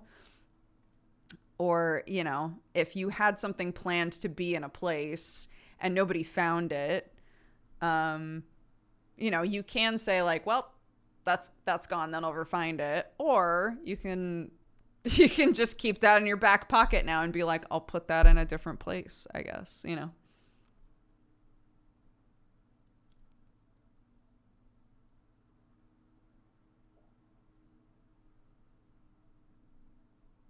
Never forget the NPC you made up on the spot will be the one your player's inevitably attached to. Yeah.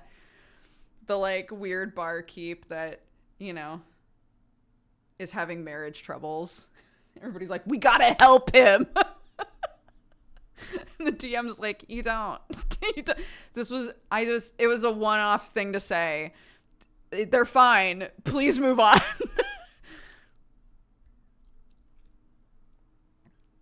Nicholas, shout out to Nicholas. We manifested Nicholas big time.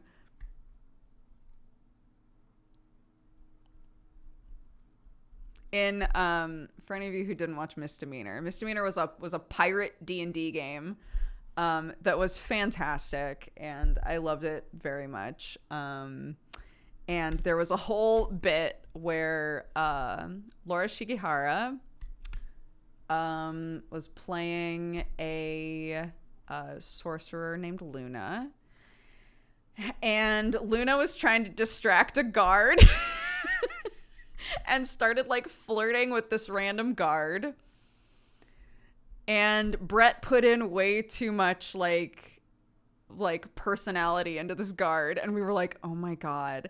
And she said something like, yeah, maybe you should come by sometime. And we were like, oh my god. And then we were like, bro, we gotta take this guy with us. And we just like manifested it, and he became Nicholas, and we, spoiler, but we kept him for the rest of the campaign. We kept him on the ship with us for the rest of the campaign. And Brett was like, okay.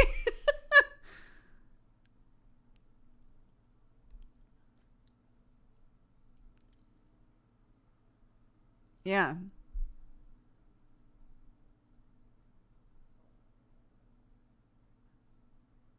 He got his own avatar and everything. He did. Yeah. I can't remember if it was at the time of like the flirting, but yeah, he was very like, yeah, I don't really want to be doing this job. I actually like really want to be a baker. And we were like, oh my god, get this man out of this job. It was very silly.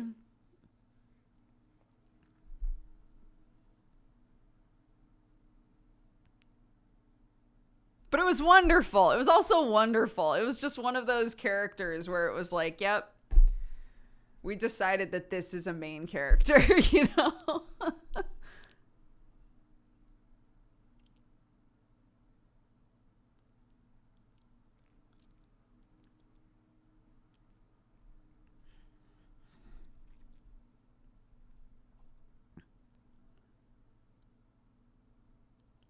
I need to find me an adventuring party that gets me out of my job and changes my life. Yeah. You just need a Luna to show up and be like, I'm a little chaotic. I'll do this.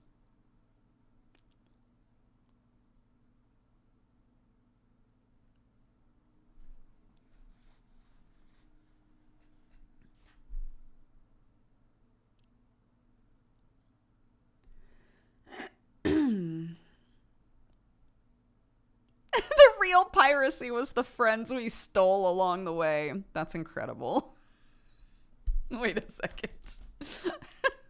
Screen grabbing that. That's so funny. I'm going to send that to the old Misdemeanor chat later. Every now and then one of us will say something in there so that chat never dies.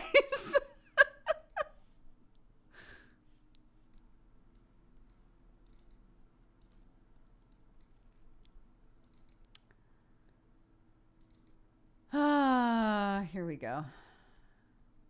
Fantastic.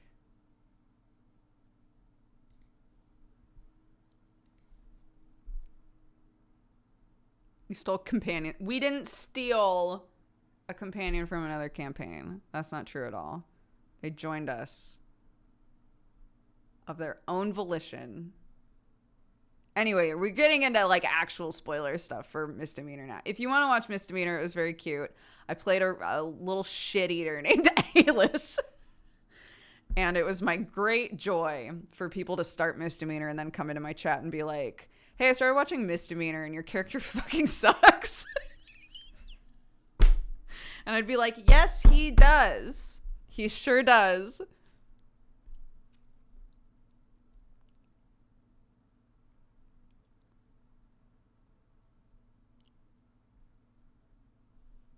Yeah. Yeah, there were only 4 players, weren't there? And then we had another person join, so there was 5.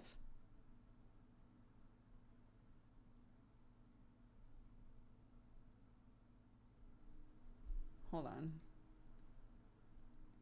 Yeah, I'm pretty sure.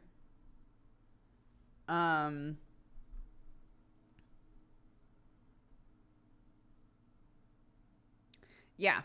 So it was 3 pirates and a young teen from a magic academy. And I will give you one guess which character I was.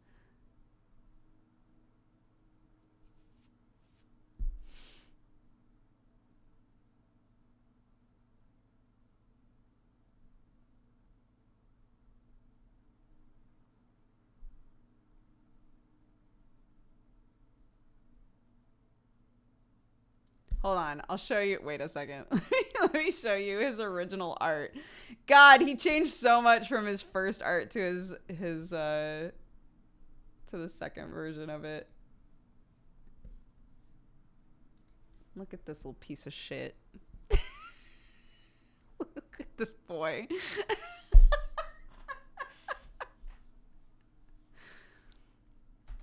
Disgusted by you. It's fun. It's fun looking through my Misdemeanor folder. I already hate him. Good. Good. Yeah, very, very Damian Wayne, very number 5. Yeah. Yes, the inspirations for him were pretty clear, I think.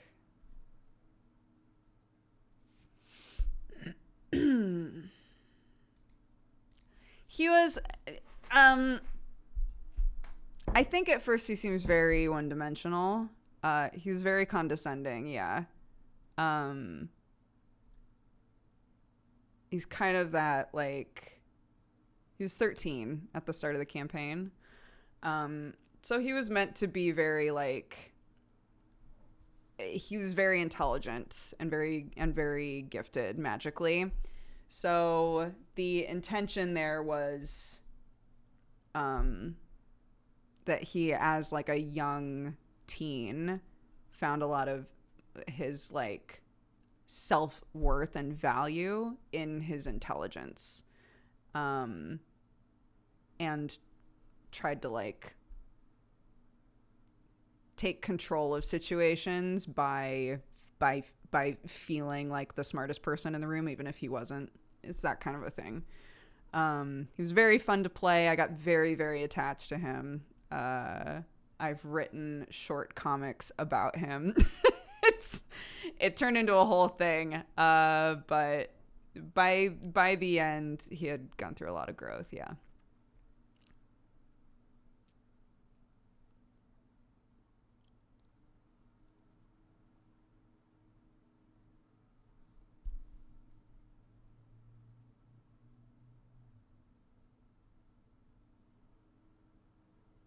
Yeah, and he had a separate table called the Little Boy Magic Table.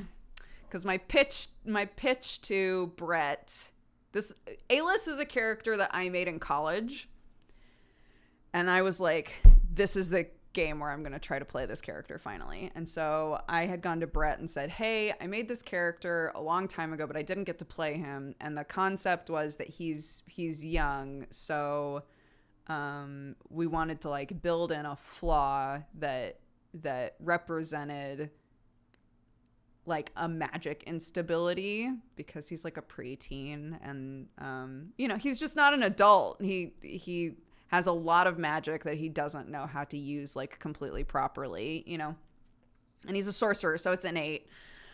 And Brett was like, let's make a table. So we made a table that we called the Little Boy Magic Table.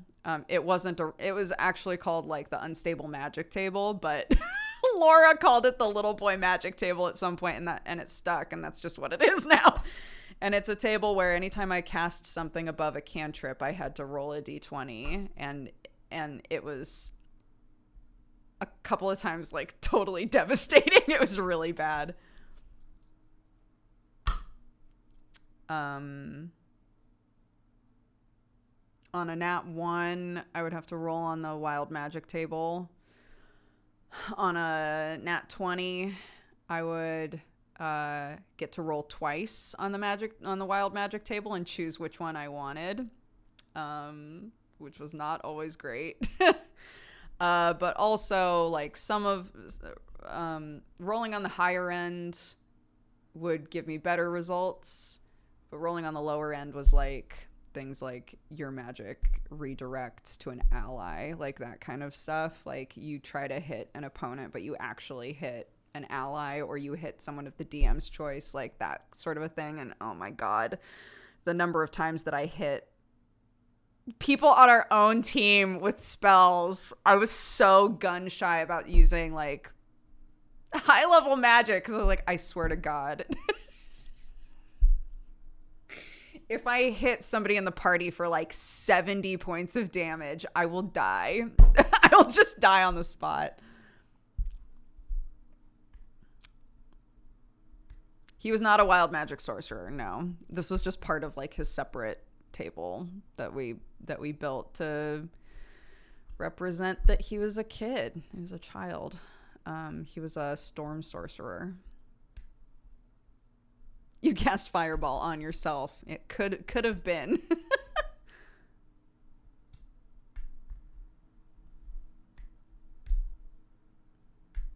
But yeah.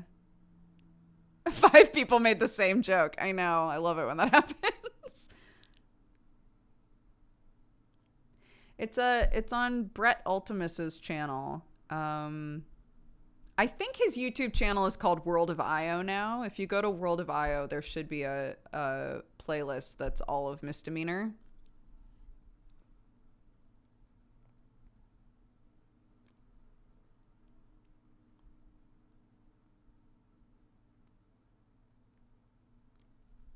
Yeah. Keep in mind that there are other campaigns going on like simultaneously along with that, like in parallel. So there are some games where or some sessions where there's a character from another thing that comes and plays with us for a little bit and stuff like that.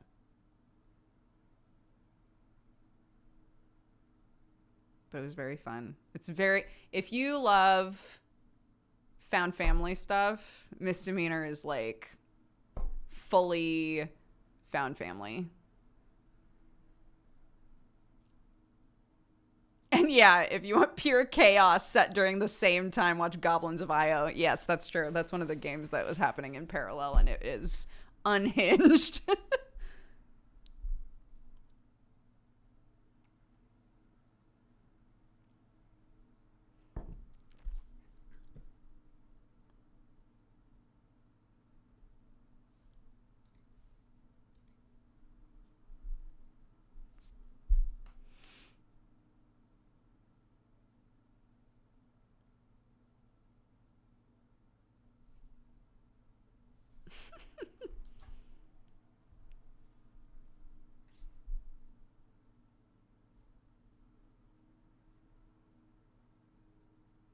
That's how I first started watching Brie. Oh, it was because you started watching Goblins? That's cute.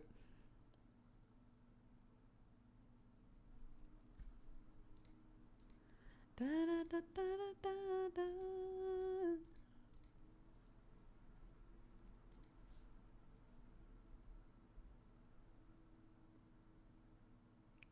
Deadbeats is also found family. You're stuck. Deadbeats is bound family. There's also that. Yeah.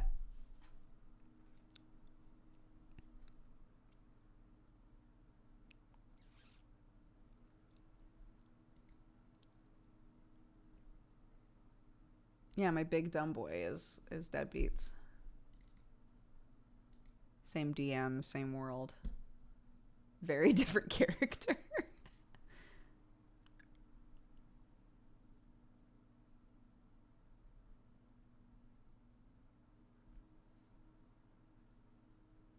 I'm so excited for Sunforged. Sunforged is happening pretty soon here. I can't wait. I'm so excited.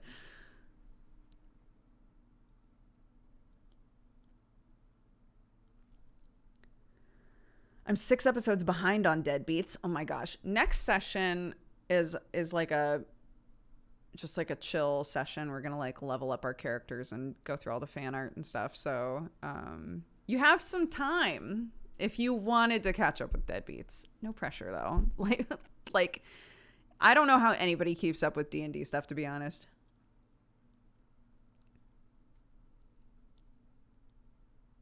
Yeah, it's not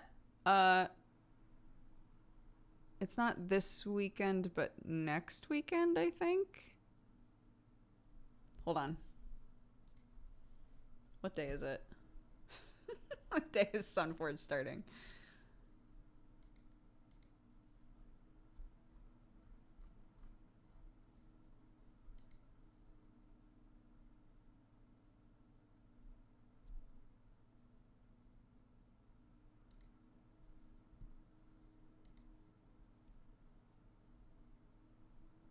Ugh, Joe, you're gonna make me watch a video? It's fine.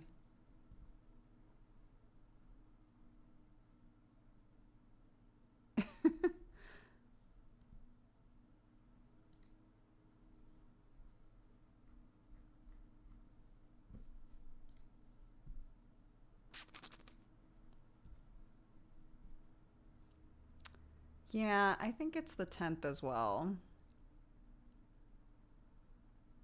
Yeah, which would be not this coming up Sunday, but the Sunday after. It's the 10th. Thanks, Summer. Thanks, gang.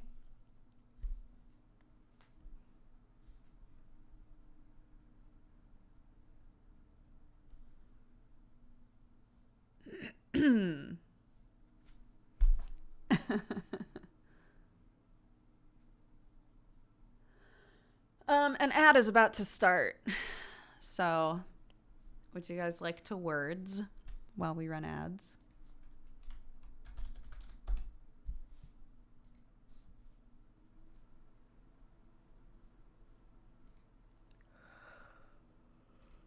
We haven't had any music playing. How strange for us.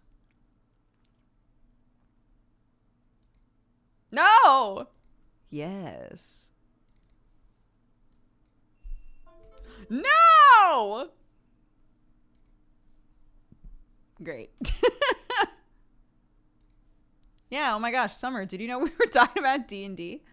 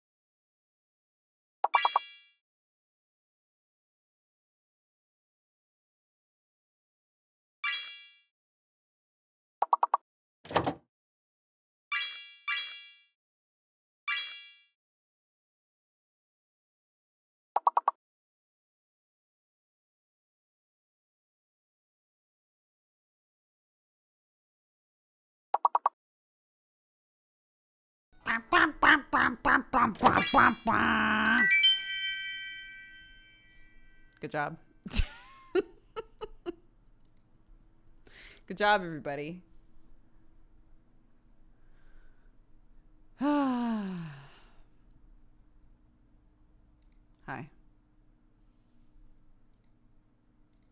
We're back.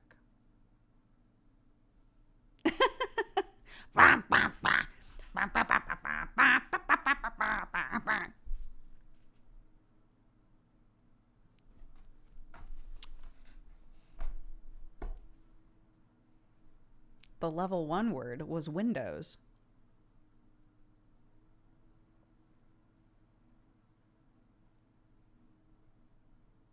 I wasn't here. Cannot confirm or deny I wasn't here. Okay, so either we can continue to chat for a bit here, or we can play some Fortnite. Those are the two options here for me. I am mentally exhausted after yesterday, so yeah, it's your call. We can either continue to sit and chitty chat, or we can fork knives. Sure, we'll do a poll. I suppose that makes the most sense. Here it is. New poll.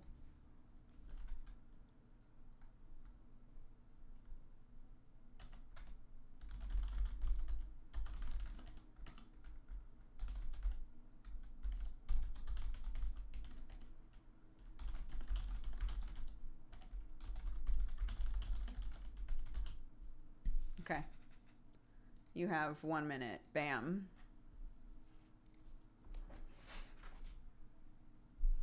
We need to get the buff fish man. I know. I keep being told about this buff hot fish man, and I won't believe it until I see him.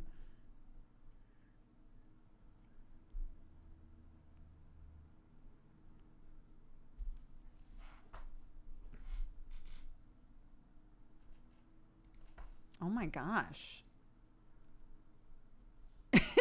It's like perfectly 50-50 right now. Well, a bunch of you are hitting kill the merchant, so you're ruining it, but I have to include it, so it's not your fault. I can't choose anything other than kill the merchant. I zoned out. I'm not sure what we're voting for. Would you like to continue chatting, or would you like to play Fortnite? That's what we're voting for. The merchant ruins every poll. It's fine. Gab, gab, gab. All right, we keep talking. And I will get that fish boy another time. I know, yeah. It was really close. We would have been fine doing either, I guess. But rules are rules. We polled it. Kill the Merchant, I'm pretty sure, came from Graveyard Keeper.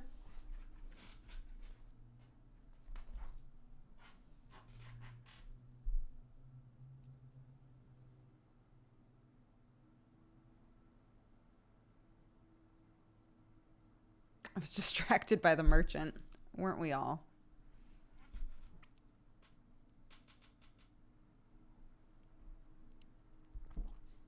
Weren't we all?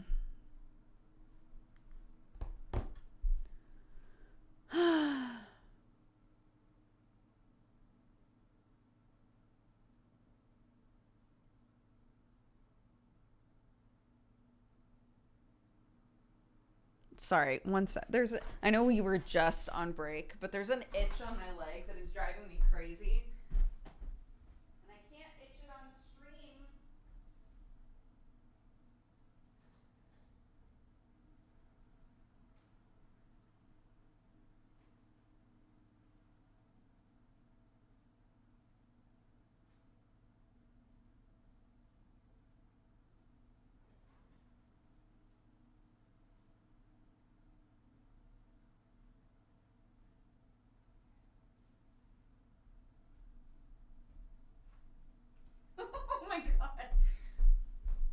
That's better. There's a giant spider in the bathtub in there.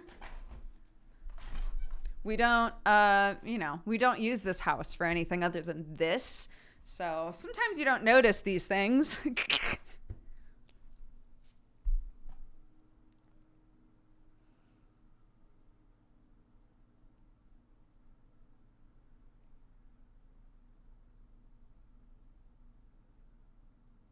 And what is giant? I mean, not like a tarantula, obviously. I don't know, like the body was the size of one section of my thumb. Big enough.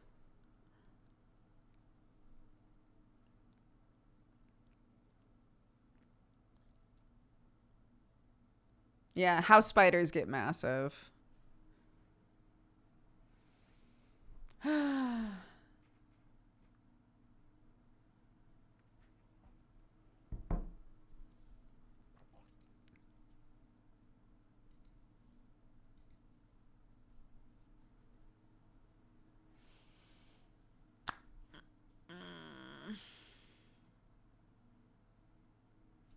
I want to be in the new office. It's okay. I can be patient.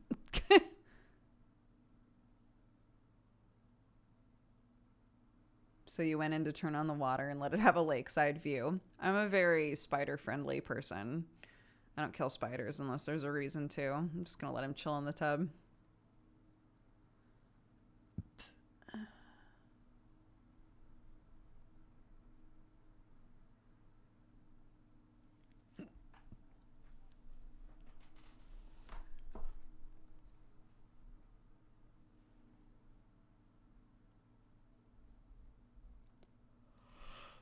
I mean, I've still got some coffee in here.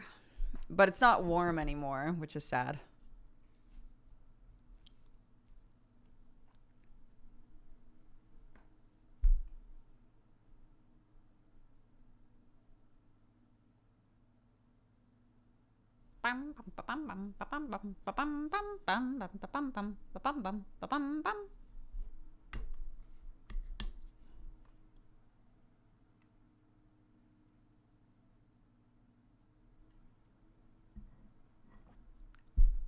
I remember watching you back during Co-optional Podcast and Friend Zone.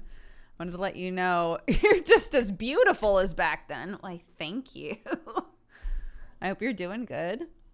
Thanks for swinging by to say hi. I have 2 rules for spiders: not in the bathroom, not in the bedroom.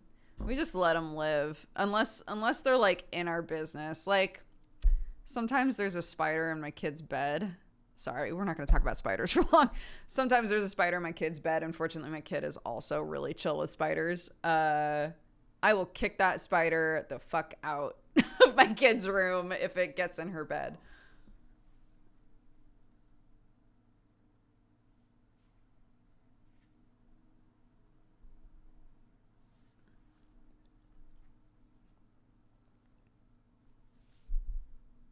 Not in the bed, never in the bed. No, they don't belong in beds. You can be in the corner of my room, eat a few flies. We love that. In my bed? Go away, dude. There's so many other places to be. Don't be in my bed.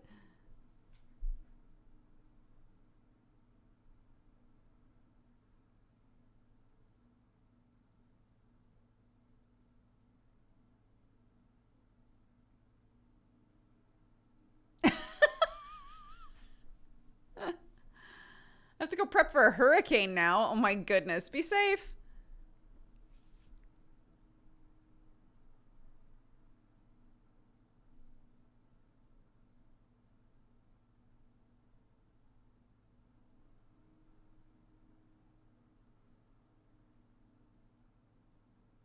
Will there be more Python streams? Yeah, people really enjoyed the Python stream. We'll definitely do that again.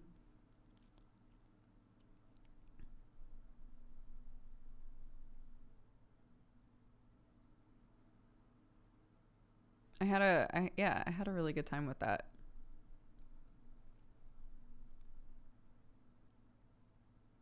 Yeah, we did a study hall where I learned like some basic Python coding.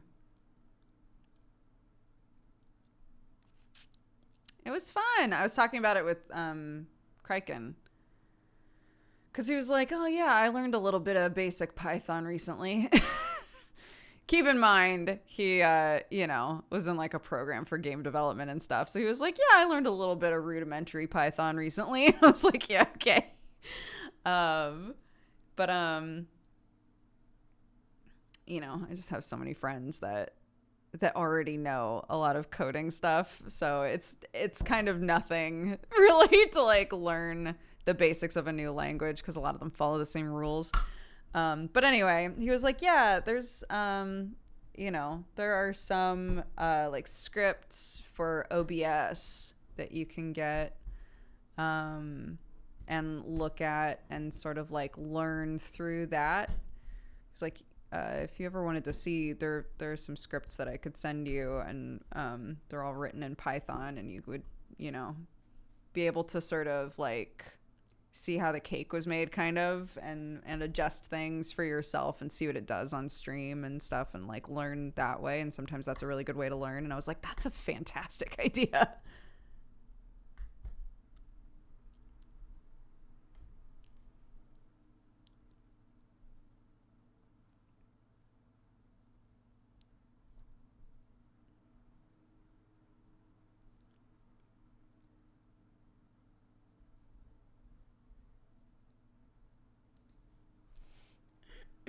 Bye, Mist. Sleep well.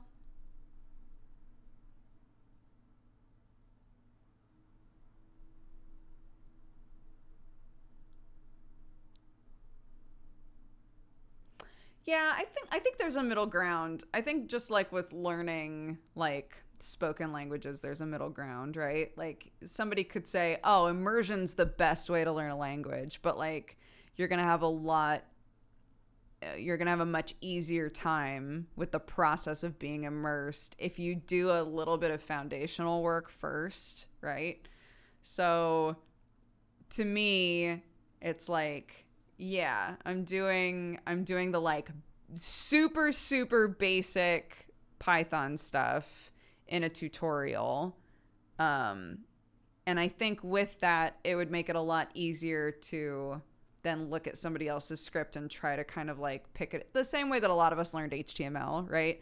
Just sort of pick apart something that's already built to figure out like, okay, what did they do here? What does this mean? If you have like a little bit of foundational knowledge, it makes that pick apart process easier.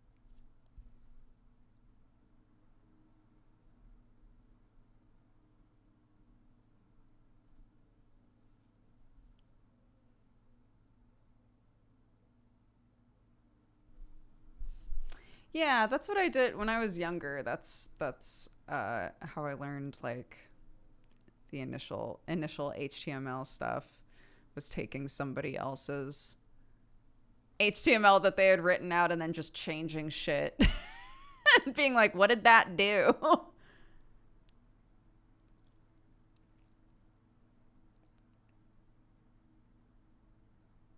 No, I never did anything with MySpace. No, for us it was finding other people's like Sailor Moon fan pages and then being like, I want to make a Sailor Moon fan page. And then looking at their source HTML and then just copy pasting it and then changing things and being like, oh.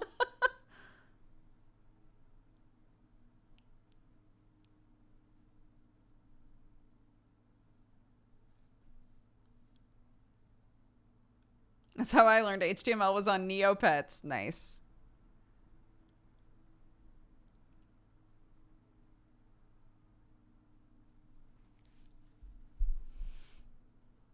I may or may not have made BZ fan pages back in the day.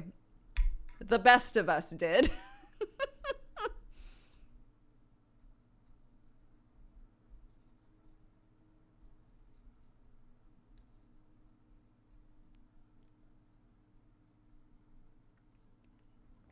Yeah, what was the name of that? I think it was called Automate the Boring Stuff with Python was um a lesson that was suggested to me by many of you guys.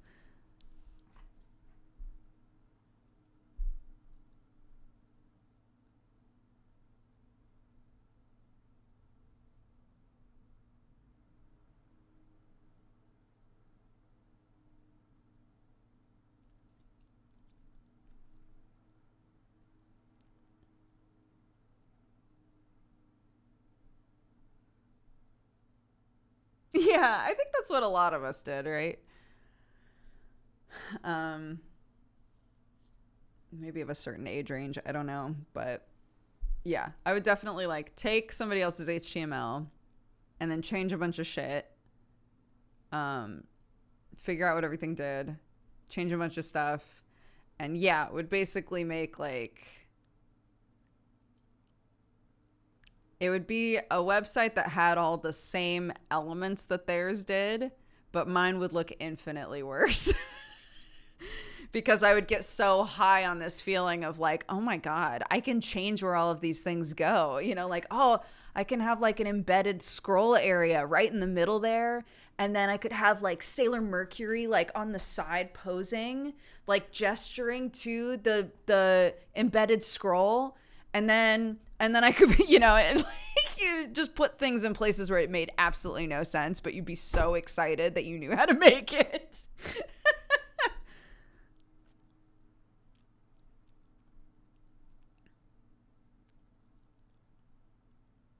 Align right. Yeah, that shit. That's the good stuff.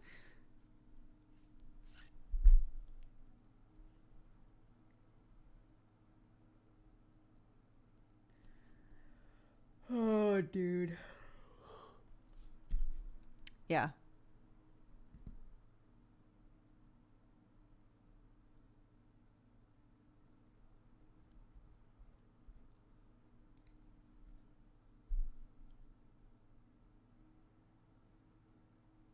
Somebody was mentioning MySpace earlier. It's funny. I never realized that you could use. I don't think I. Well, I didn't use MySpace a whole lot, but I didn't. I don't think I realized that you could like script anything in MySpace. Really, I just sort of like plugged stuff in and then walked away.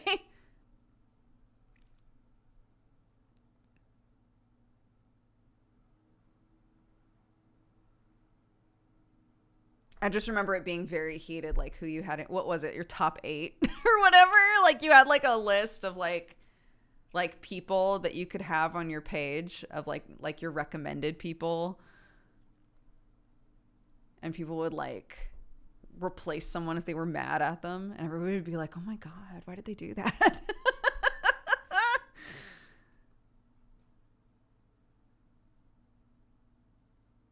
Or if you wanted somebody to know that you like liked them, you would put them in your top 8. Very silly.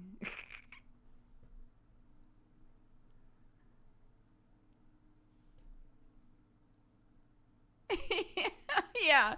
Why am I number 7 when I was number 2 the other day? Why did you move me? What did I do?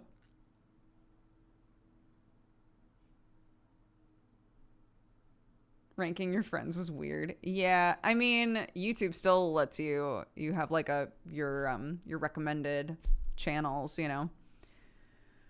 But I don't think anybody gives a shit about that.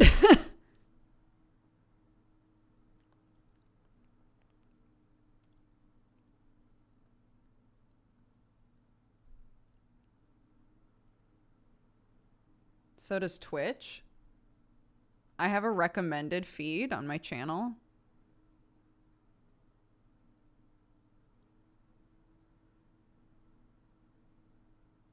You can make one? No, that's okay.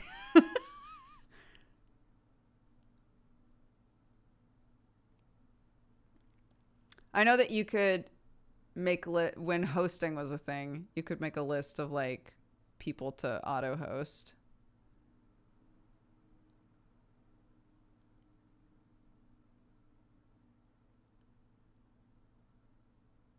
It'll say this streamer recommends these channels when you're offline. Interesting. Yeah, rest in peace, hosting. I actually am so sad that they got rid of hosting. I get why they got rid of it. I just think it's dumb. Hello, Hair. Nice of you to join us. Goodbye. Yeah.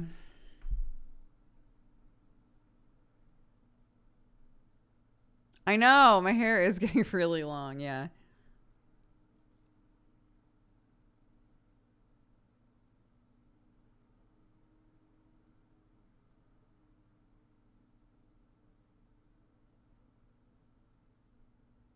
Clark keeps trying to braid my hair, and she's like, it's too hard. Yeah, dude, because it's not very long.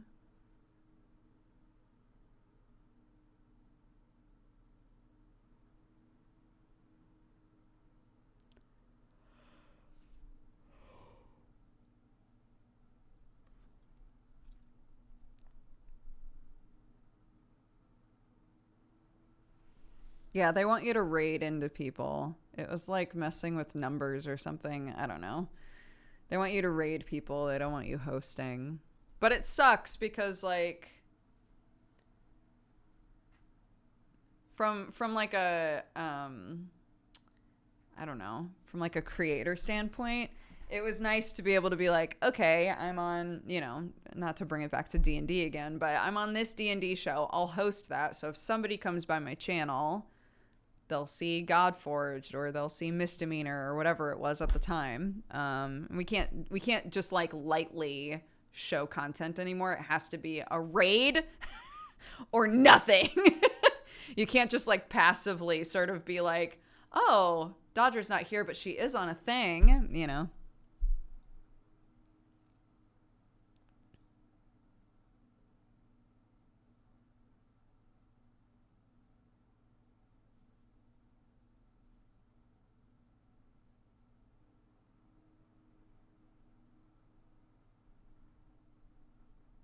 I think the sort of things that they've involved to try and like mitigate some of that is a thing that I think was really good to add is the tagged title stuff. So you can like tag a person in your title, and when you hover over that person's name, you can hit follow or go to their channel or whatever. I think that's very good. And then yeah, this like guesting thing that they're trying to expand on, where you can like feature each other's streams on your stream, that sort of thing. So I'm curious to see how people use that.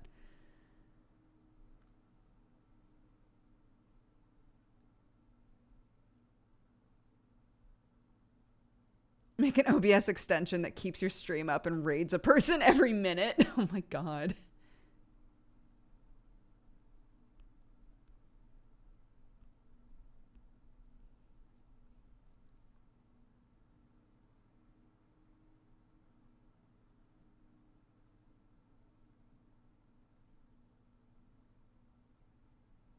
Yeah, sometimes I'll leave. That's so true.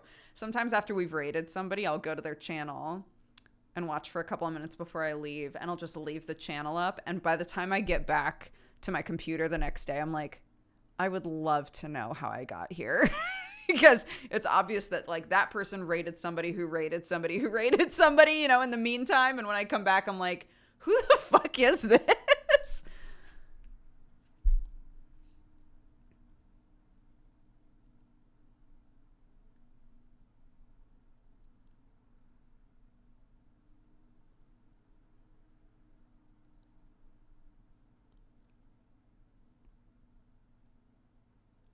For sure. Yeah. I've come back to a channel before where I was like, this is actually very cool.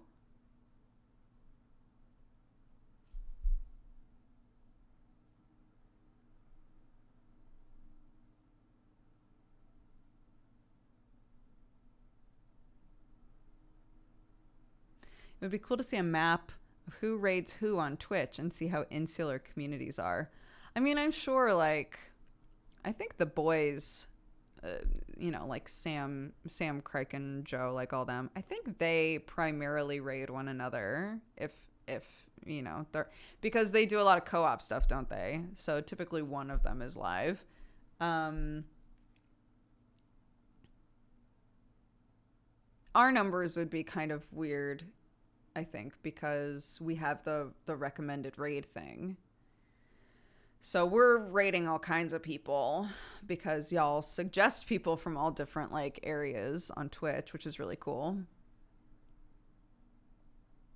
But it's kind of like doing the Spotify thing at the end of the year. I can do that, but it doesn't actually show the music that I listen to because so much of the time I'm listening to, Super Mario Lo-Fi.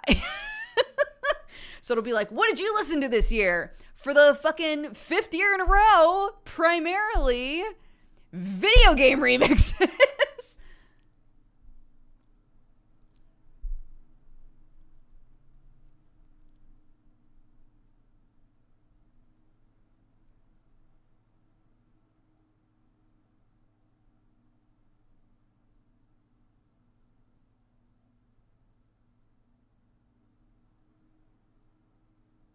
You listen to Clark's bedtime music for 500 hours. Yeah.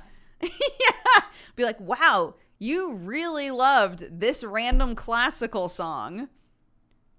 You listened to it over and over and over again. I'm like, yep, we sure did. We sure did do that.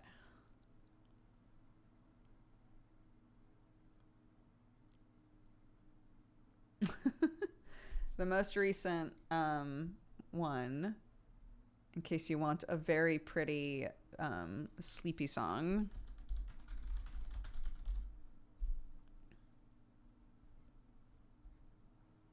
What on earth?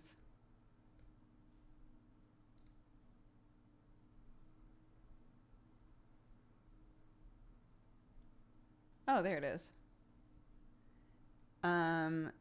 It's called Lullaby by Valentin Silvestrov and Lara Downs. And it's very pretty, and it's Clark's like favorite repeat sleep song currently. Wait, we're editing out music now. I'll just play it for you. It's very pretty.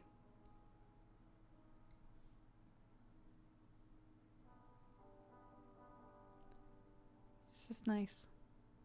She does still call it fairy music, yeah.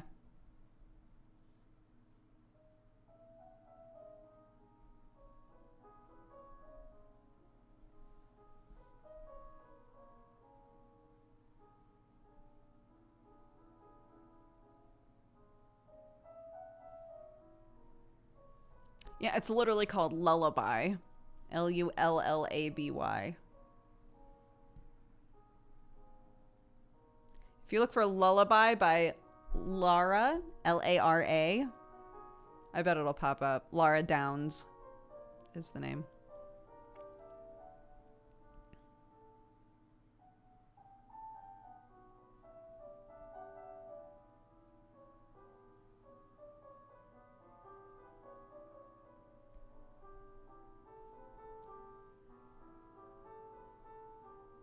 Anyway, it's very pretty.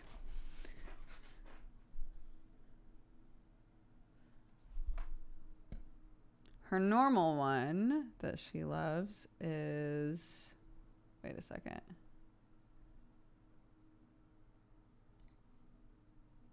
This one. I've heard this one a million times.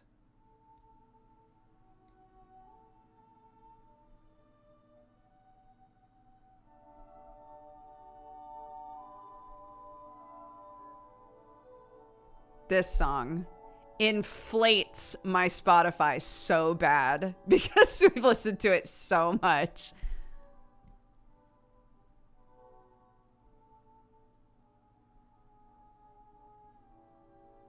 It's a Mozart song. For any of you who might be like, this sounds familiar.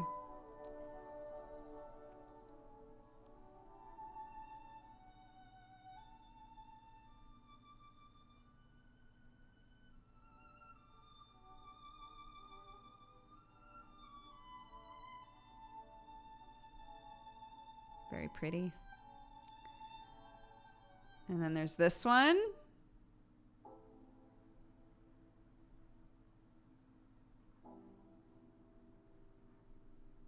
These are all on a playlist called Clarky's Sweet Dreams.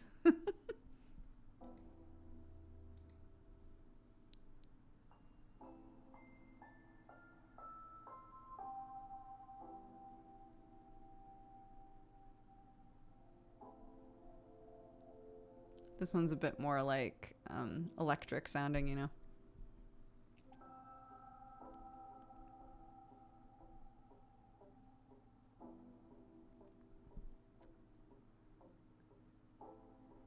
Yeah, this one's called By the Docks by Lunar Skybox.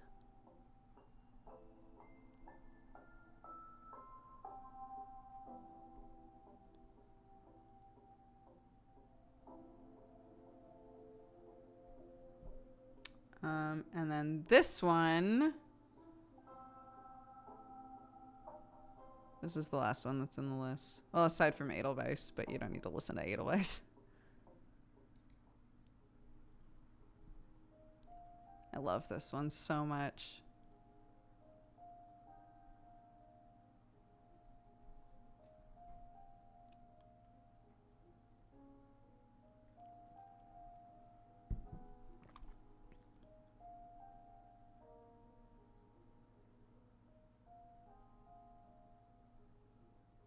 This one's By the Still Waters.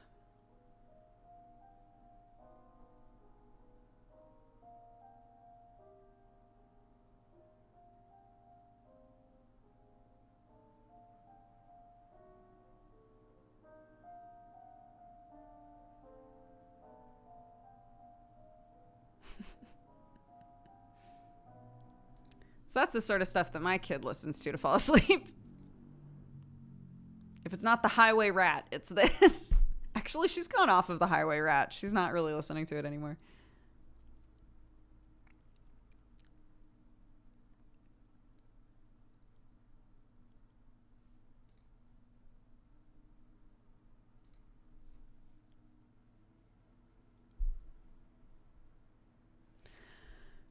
Yeah. The Highway Rat is a book by Julia Donaldson, the person who made the Gruffalo. And we've talked about the Highway Rat so much on this stream, and I don't know why. He's a rat. The Highway Rat was a baddie. The Highway Rat was a beast. He took what he wanted and ate what he took. His life was one long feast. It's about a piece of shit rat that steals everybody's food.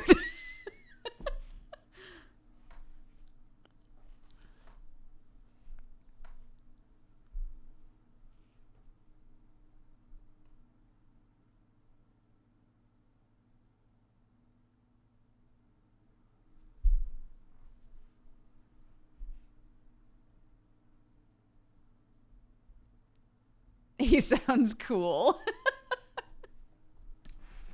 I think I told you guys, but when she was obsessed with the Highway Rat, I was like, what if I got like a hyper realistic rat? It would be kind of, so Kraken has a couple of tattoos that are like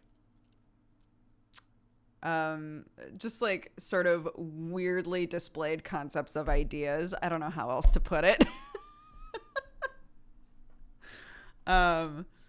I was like, what if, because, you know, what if I got like a hyper realistic rat, but it's dressed like the Highway Rat is? And literally only somebody who for some reason has read that book enough to recognize the clothes would be like, oh my God, is that the Highway Rat, but like looking like a real ass rat?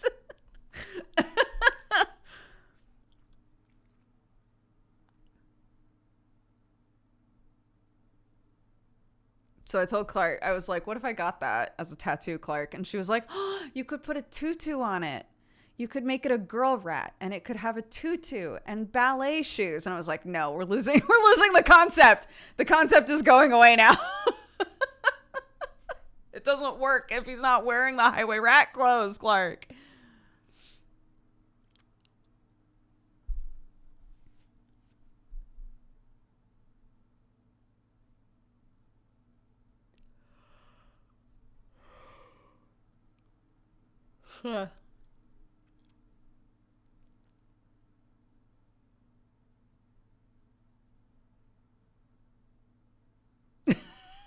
New rat just dropped. The ballerina rat. I'd read a book called Ballerina Rat. Wait a second.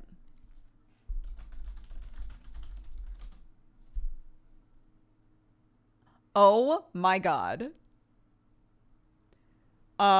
There's a series of books called Angelina Ballerina.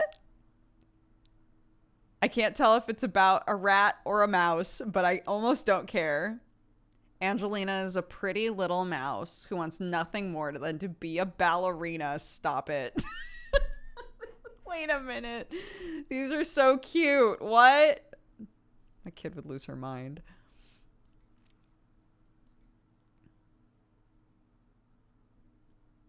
She was very popular in the UK and had 2 to 3 different TV shows. What?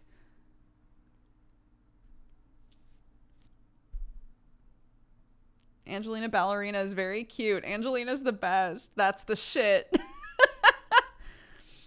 They're old? I guess so. They must be. So many of you guys are like, I remember Angelina. Oh my gosh. Okay, hold on. Angelina Ballerina. Oh my god. Oh my god. She got the CGI treatment, dude.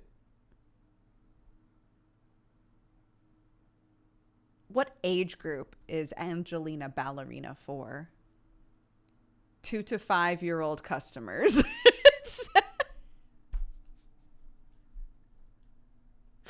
I don't know why that was so funny to me. 2 to 5-year-old customers will love Angelina Ballerina.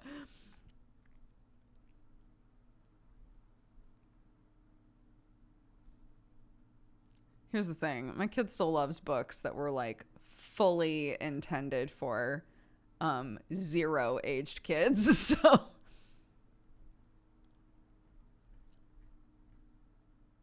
Penelope Pinkpaws. Penelope Pinkpaws, are you an Angelina Ballerina character? Priscilla and Penelope Pinkpaws from the Angelina Ballerina wiki. Who are these bitches? Are you a kid or an adult? I was about to click I'm a kid, but I probably shouldn't lie.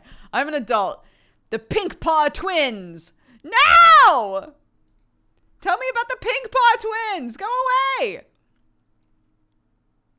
Oh my gosh. Twin sisters who tease and belittle everyone, including each other. And they're particularly jealous of Angelina for her dancing ability. Oh my goodness.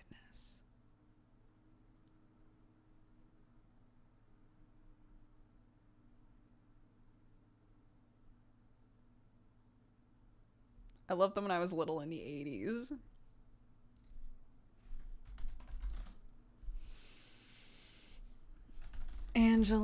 Yes, here we go. Angelina Ballerina books. Angelina Ballerina 5-minute stories. Angelina Ballerina mini library. Mini library of how many books? Storybook gift set. It's £10. It can't. Oh, 4 books. There's 4 books in there for £10. Interesting. Oh my goodness. Okay, sorry. I'm on a rabbit hole now.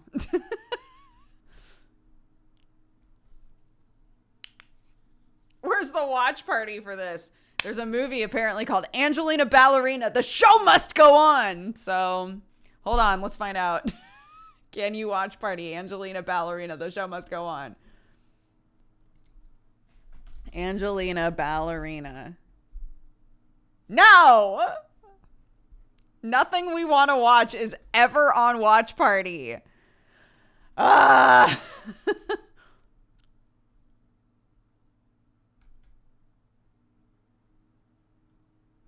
Rip.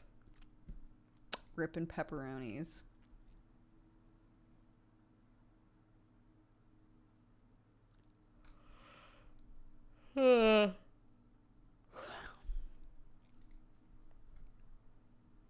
Okay. I will follow y'all's recommendation, and I will get my kid. I fucked up on the size for her PE shoes, and I have to buy new ones. It's fine, because the ones we got are a little too big. So, look, we'll still use them just in the future. So I'll also buy some Angelina books while I'm here. Our tastes are too niche. It's true. Judi Dench did a voice for the series. For the Angelina Ballerina series? Who did she voice? Wait, I'll look it up. Angelina Ballerina, Judi Dench. Miss Lily, voiced by Judi Dench, is Angelina's ballet teacher. Fantastic. Who voices Miss Lily? Judi Dench! It was one of the it was one of the questions that it recommended for me, even though it was literally the same question I asked, basically.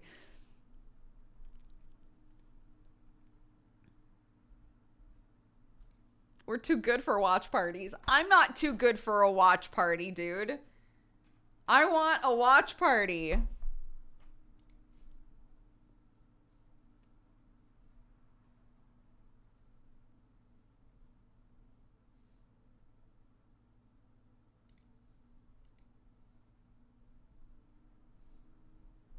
Can we watch party the new Superman anime?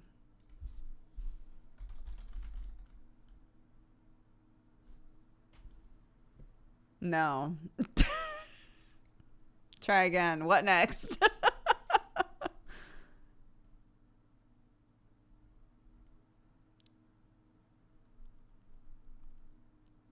Is anything on Watch Party? There's definitely something on there.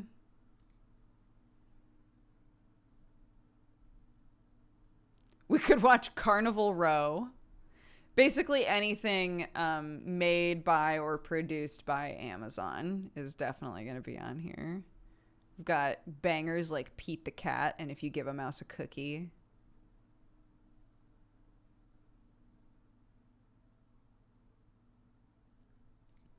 Peppa. Oh, no. I don't think so. Probably not.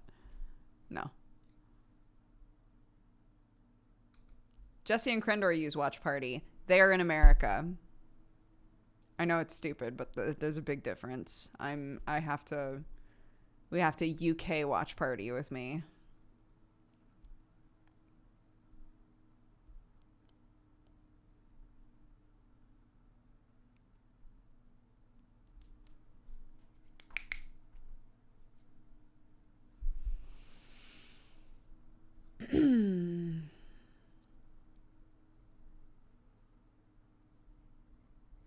Mm-hmm.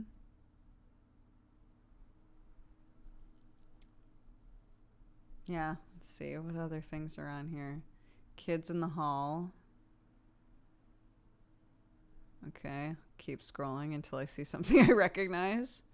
We're scrolling, we're scrolling. We're scrolling, we're scrolling, we're scrolling. Sneaky Pete. I've watched that. We're scrolling, we're scrolling, we're scrolling. We're still scrolling. We're still scrolling. I was about to read one out loud that I think would get me in trouble. Oh my god! Show me something, dude! Come on! I don't know any of this shit. I don't know what any of this is, dude. I'm just closing it. This is depressing.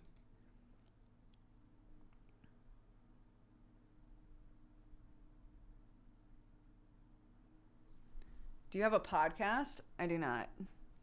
I was on a manga podcast that's on hiatus. I was on a gaming podcast that has ended. And that's it. My kid found, because we listen to like bedtime podcasts sometimes and like storytelling podcasts at bedtime occasionally. Oddly enough, she hates most of them, which is bizarre to me. But there was one that was like parents making up like silly stories. They were like, yeah, we're like making up stories for our kids. And Clark was like, oh my gosh. Because on it, they're like, thanks for listening to our podcast. And Clark was like, Mommy, we should do a podcast. And I was like, yeah, okay, kiddo.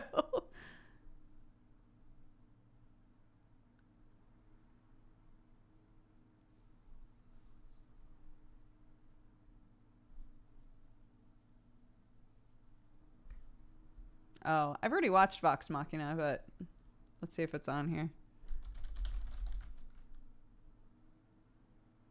Yeah, you can watch Vox Machina on here. Hey, we finally got one.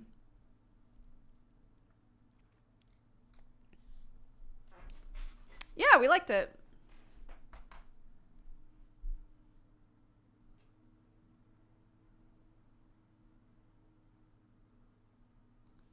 Yeah, I thought about doing but I think she would be mad if she wasn't on it. So but I was like, it would be cute if you wanted like your kiddo to be involved but not be like part of the content. It's like a cute like potential idea in that same vein would be like having your kid set like parameters for you, almost like Chopped. Like, these are the characters, these are their names, this is where they live, you know, like have them give you like all of the important details and then you tell the story, sort of a thing.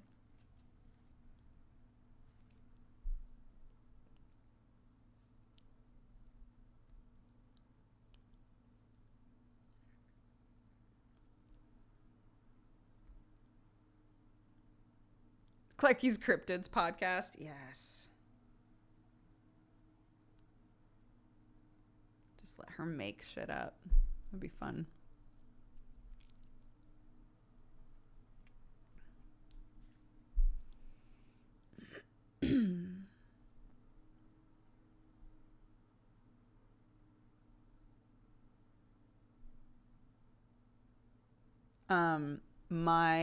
Our niece, who is like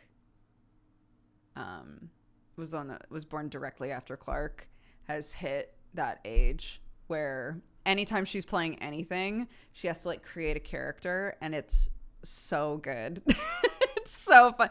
They were literally just jumping on the trampoline, like just doing like goofy poses, and she was like, Auntie Brooke. And I was like, yes. She goes, I am a mermaid. I said, oh, okay. I said, I am a mermaid and my name is Lily. I was like, fantastic. She goes, and I have superpowers. I said, that's amazing. What are your superpowers? And she was like, I have zipline powers.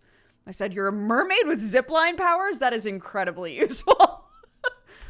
And then she just kept jumping. It was great. It didn't need to have... They were not playing a game where they needed characters. She just needed to have one, you know? And then I looked at Clark and I was like, and what's your name? And she was like, Clark. Nice. Good.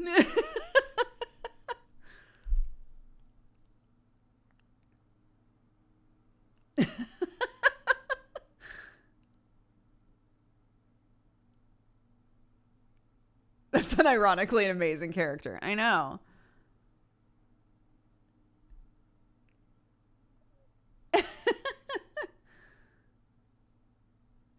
Yeah. Lily, the ziplining mermaid, and Clark. That's all you need. That's money. That's cash right there.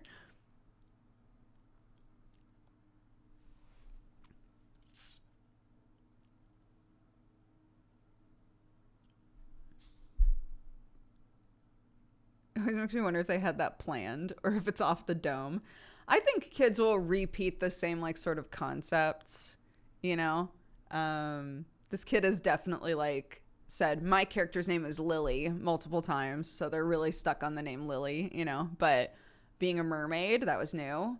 Having zipline powers, zipline superpowers, that was a new thing. I hadn't heard that one before, so you know. Yeah, Clark has very Sam moments.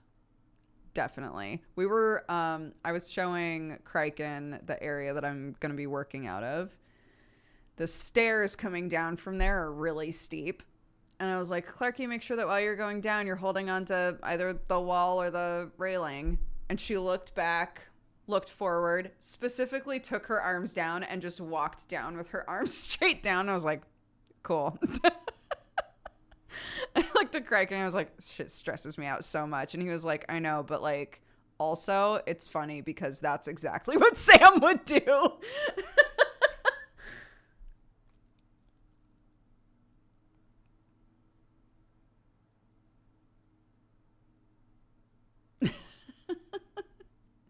Yeah, that's fully a Sam's response of like, what, you think I can't safely go down the stairs without holding on to something? Watch me, you know?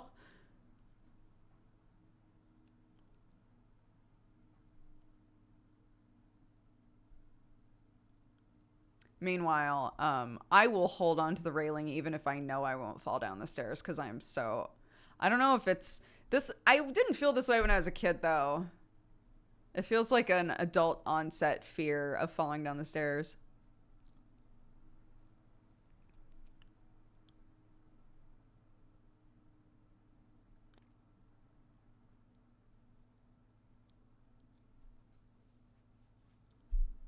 Being headstrong and stubborn is all fun and games until your kids take after you. Yeah.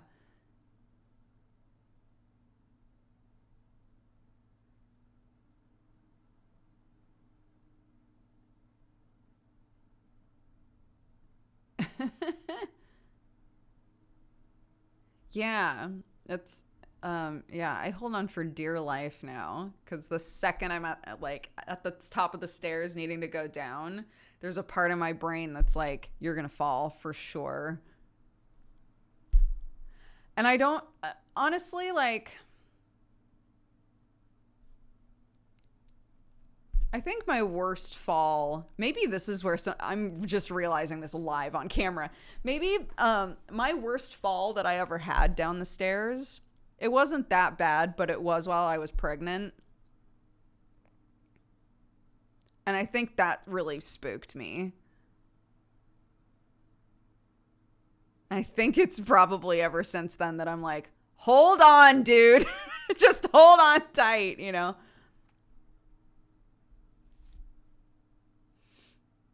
But I also think about my parents. Oh my God. My parents, this was years ago, but they had a whole situation where my mom was leaving the house. There's like 3 steps coming off of our deck to get to the car. She was coming down the stairs, tripped, fell. My dad heard it from the garage, ran out, tripped, and fell. And they were both just 2 little old people looking at each other. And my mom was like, my hero. It's just so funny to me. Like, they were both super fucked up after that. Like, they both really hurt themselves. But that moment of just like, well.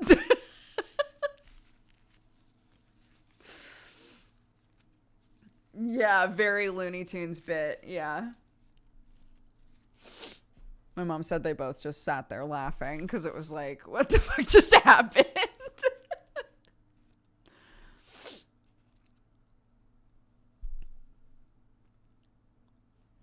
Oh my God. My nose is just always itchy. I'm wondering if it's this house. It's always when I'm at this house that my nose is like itchy and running constantly, you know?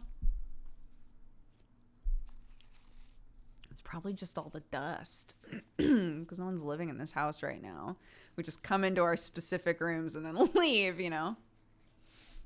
Have you had allergy testing? No. I don't think I would either. From what I understand, they're pretty like, what's the word? Even after you take a test, you don't know if it was accurate, you know?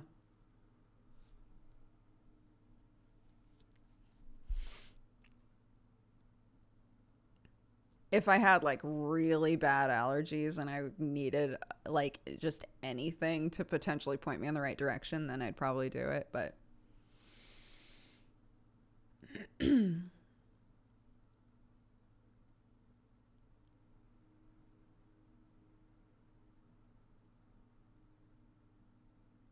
Oh my gosh, your poor mom.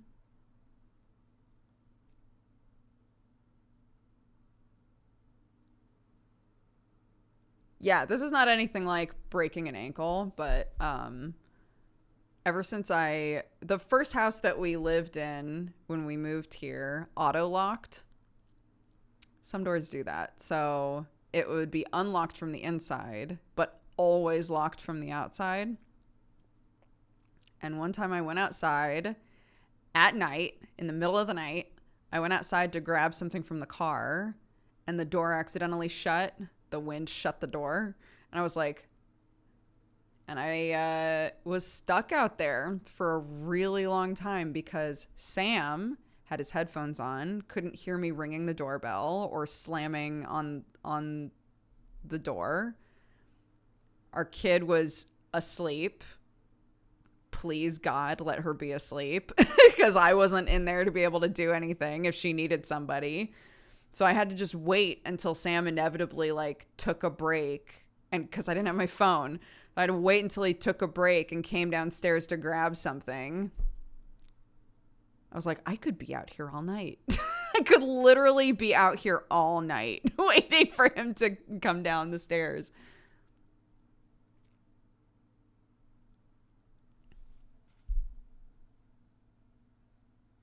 Yeah, it was a situation where there was like the door and then windows on either side of the door. So I was just staring in the window, just slamming on the doorbell, like, please. I don't even care if I wake up my child at this point. Like, just fucking, please. I thought you had family on the property. This is when we first moved to England. So 3 years ago.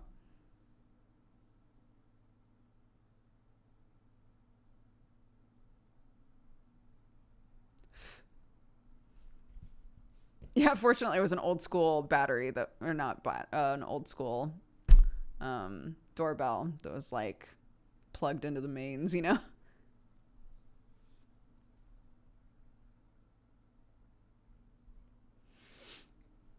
Over 3 years, yeah. Oh my God. It's been a while, yeah.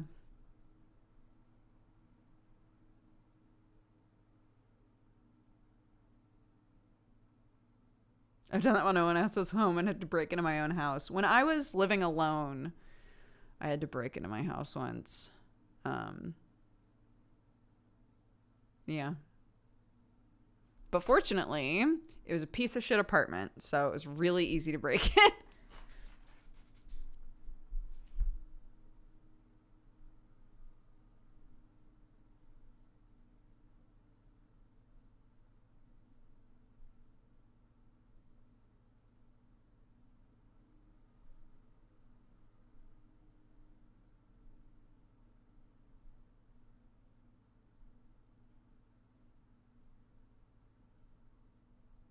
My spare key was in another country with my brother. Oh my God.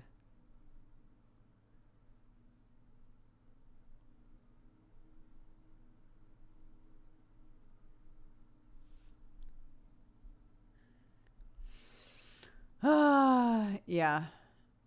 Yeah, yes. So we had not we, me, in that shitty apartment. I had a window that like even when you locked it was kind of loose. So I would just like push on it in a certain way over and over again, and eventually it would just unlock itself.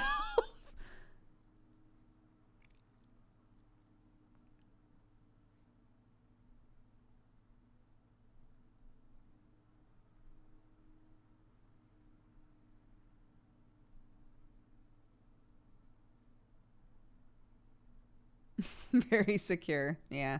It was college. It was fine.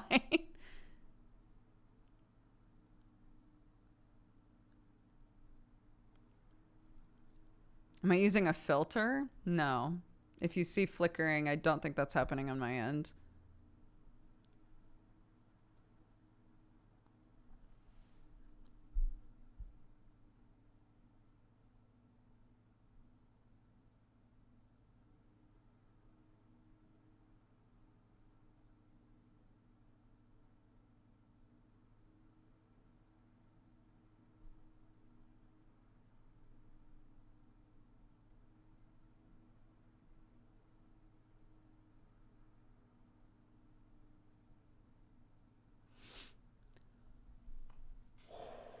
Oh my gosh. I'm gonna sleep good tonight in a bed, on a mattress, in a bed. It's not that I slept terrible last night. Unfortunately, we were plenty warm.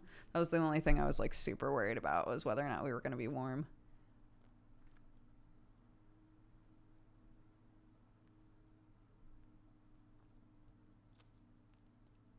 But to be on a mattress. To be on a mattress will be wonderful.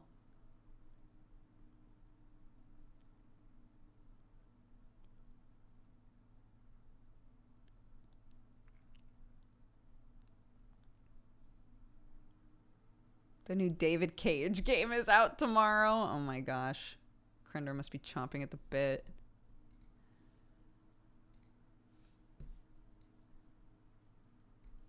Dude.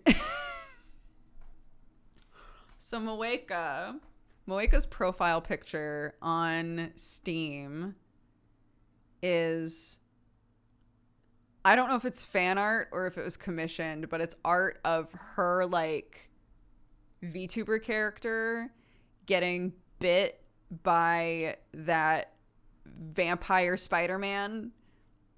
I don't know which Spider-Man he is. The vampire Spider-Man from the new Spider-Man movie. And I sent her a message being like, bro, what is this profile picture? And she was like, would you believe it was worse before? And then she was like, if you really want to kick, you should look at my profile description. And it was some Tumblr ass shit. It was so funny. I hate that sentence makes sense to me. Yeah, I knew you guys would know. The vampire Spider-Man. Is vampire Spider-Man related to Zipline Mermaid? He should be. I want them to be in the same universe, yeah.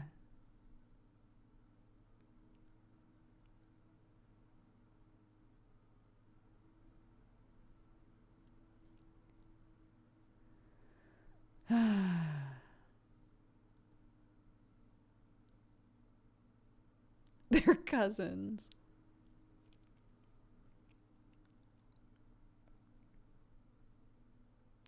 Vampire Man. That would be great. I don't know if he has like a specific, his name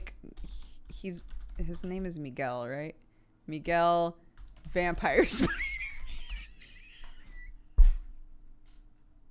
What a stupid thing to Google. Okay. Is Miguel Spider-Man a vampire? Is that what people call him? Miguel Spider-Man? Miguel O'Hara from Earth 928. But does he have like a Spider-Man name? What's his Spider-Man name?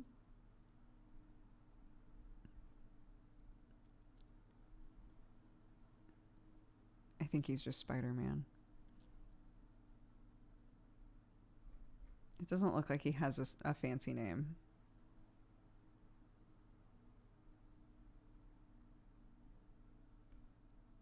Yeah, he's just called Spider-Man, guys. I'm so disappointed.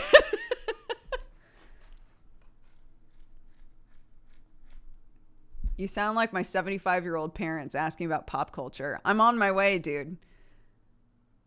That makes sense. I'm coming up on 40. Not to say that 40 is old, but 40 I think should be the age at which you're like, I don't know what's going on anymore, actually.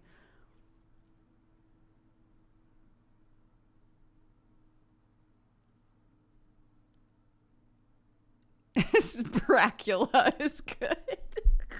Spracula is very good.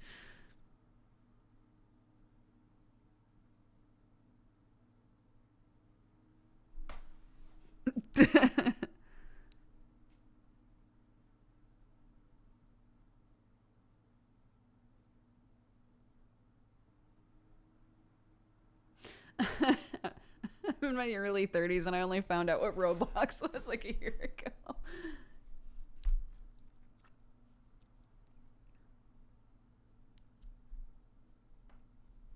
Yeah, I've accepted that, like, I mean, it took me forever to figure out what Riz means, you know? Like, it's fine. I don't need to know.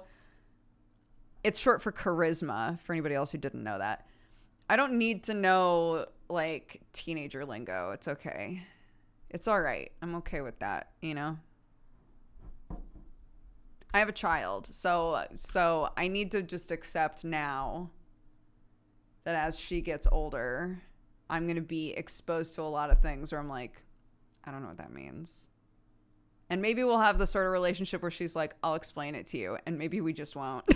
And I'll just be left in the dark. And it's, you know, we'll just see. We'll see. We'll find out.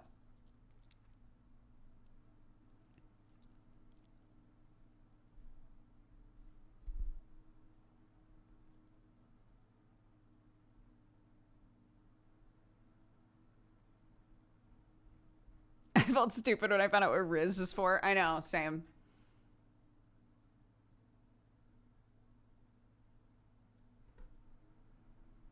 I learned what Riz means today just now. Yeah.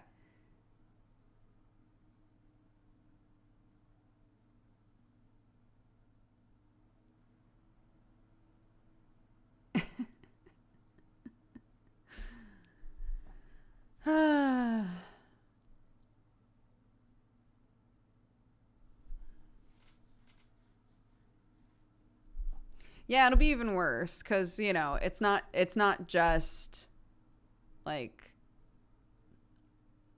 if we were in America, it would be okay. We have the same base language, right? Vocab, I'll say. We have the same base vocabulary. You're just learning the teenage words that I don't know. I feel like it's going to be like doubly bad. And if you were, you know, an immigrant or whatever, that originally spoke a different language than the language in the country you've gone into, it's triply bad, I'm sure. But like, I don't know a lot of English slang already, right? Just like totally normal English slang. I don't understand a lot of it. So she'll just be building on those building blocks.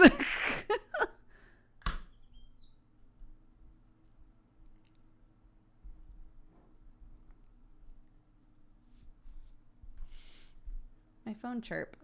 Yes.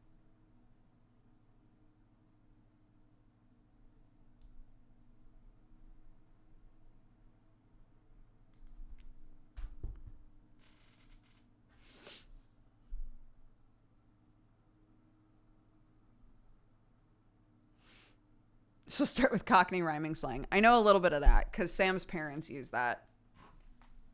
Not a ton of it, but enough of it.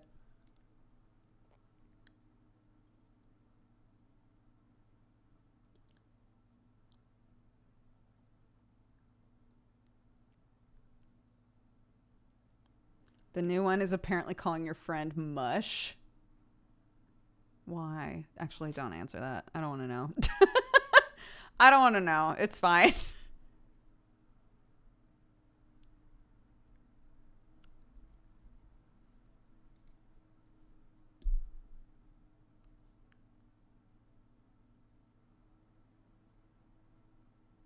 The new generation can deal with that. Exactly. I don't need that.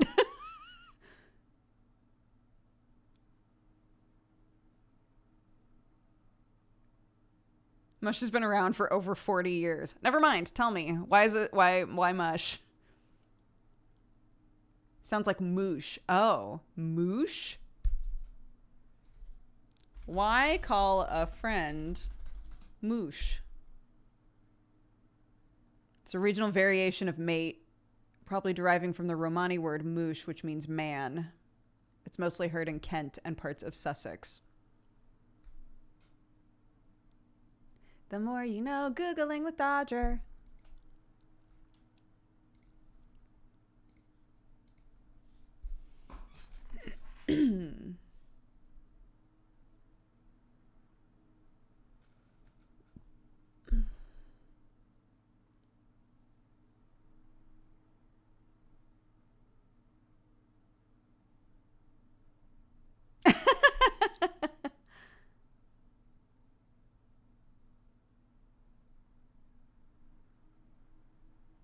Geese is one that took me a really long time, because in America, if you called somebody a geezer, that means like an old man. Like geezer is a term for like an old guy, right? Like an old man. Um, and people around here, at least, just call like just about anybody, but mostly men, I think, geese or Giza. That is like super, super common. And I'd be like, but they're not even that old. Yeah, it sounds like it's a lot like moosh.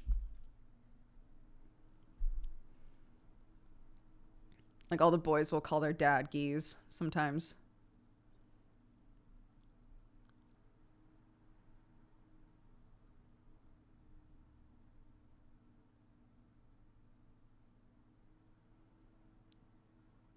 Oh my gosh. Hi, Hammy.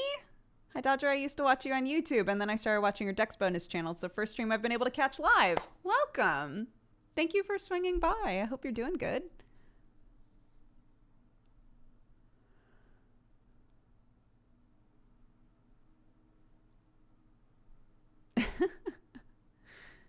I mean, it's more like,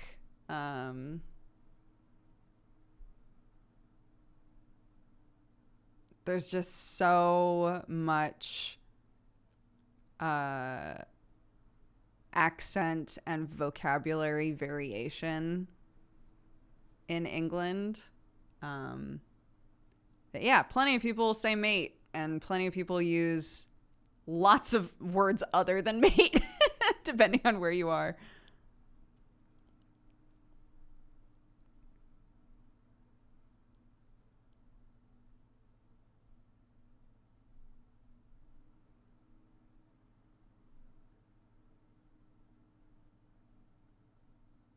Yeah.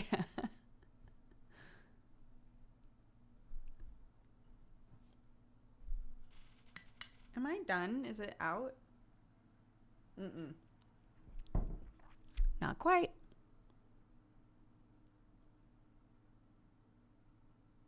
Man, I haven't brought like my own coffee to the office in a hot minute.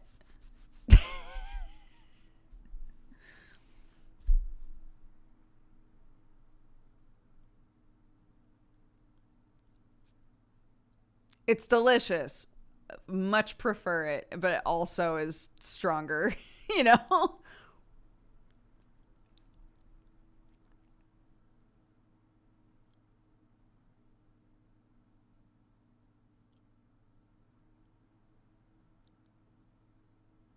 No Costa or motorcycle coffee today. Motorcycle coffee?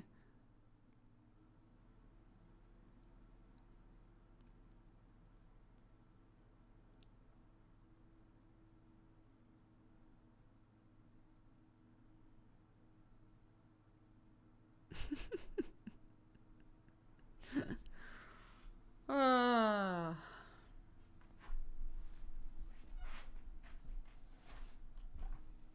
my feeties are cold. I'm going to go for another half hour, and then I think I'll hop off. But what do we want to do this week? Do we want to continue with Shadow Gambit, or do we want to play a different thing? There are a lot of games coming out. And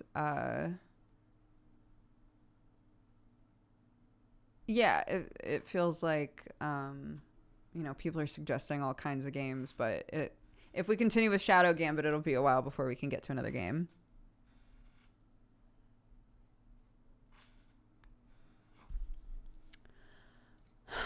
So Cosmic Wheel Sisterhood came out, which we haven't had a chance to play at all yet. A couple other things. Let me look. Blasphemous 2, I would love to play more of. I thought that was really fun.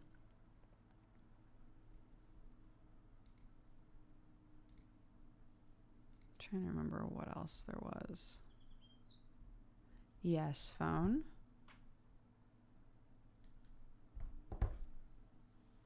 Cosmic Wheel is weird to watch. That's good to know. That's good feedback.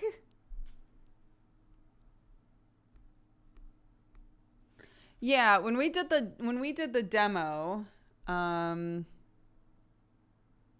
it felt like the like tarot creation process and stuff was really cool as like a player.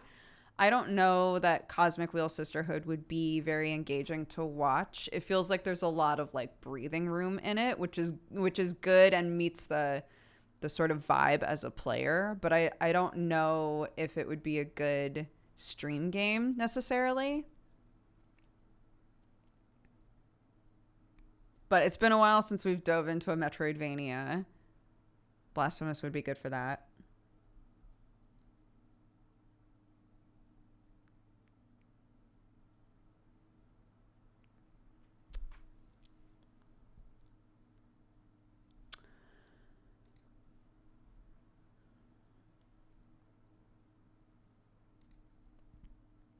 Yeah, just trying to keep in mind if we're gonna like start saying we'll dedicate like a decent amount of time to every game that we jump into, you know. Blasphemous 1, I don't know how long it takes to beat Blasphemous 2, but Blasphemous 1 didn't feel like that big of a commitment time-wise, you know. If you wanted to get everything, sure, but if you just want to like just play the game, the first one wasn't too bad.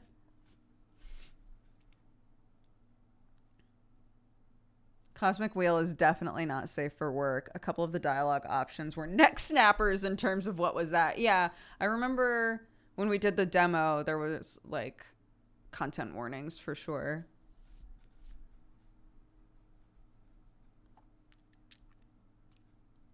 Blasphemous 2 says it's 11 hours on how long to beat. That is our perfect number. That's perfect for us. No, we didn't try On Guard yet either. On Guard is not like... Hold on. I'm making sure that I'm not thinking of a totally different game. It's not like a story-based game, right? It's like an arena fighter sort of a thing? Or no?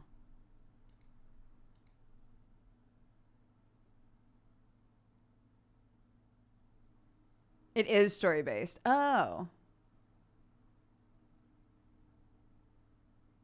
How long is On Guard? Because On Guard looks very good too.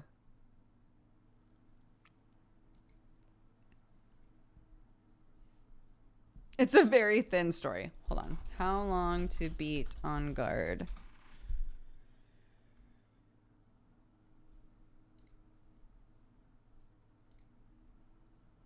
The main story is 4 hours long. That's also perfect for us. We could do both.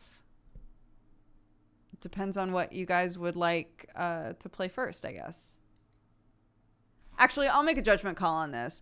I'll say, because we've already started Blasphemous, we'll play some more Blasphemous.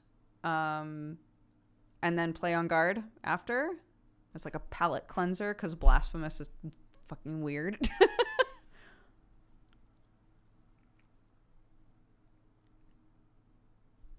Great. Cool. Sounds good to me too.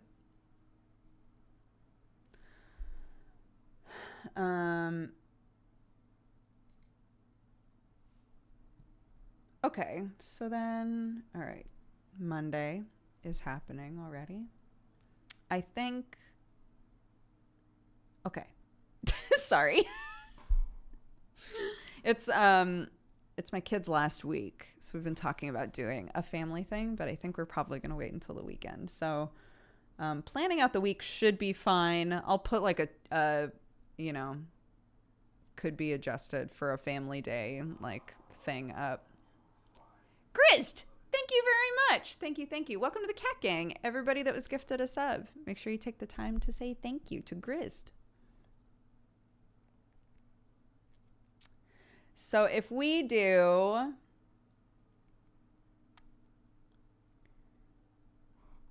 2 days of Blasphemous and see where we're at time wise. See like how we're looking.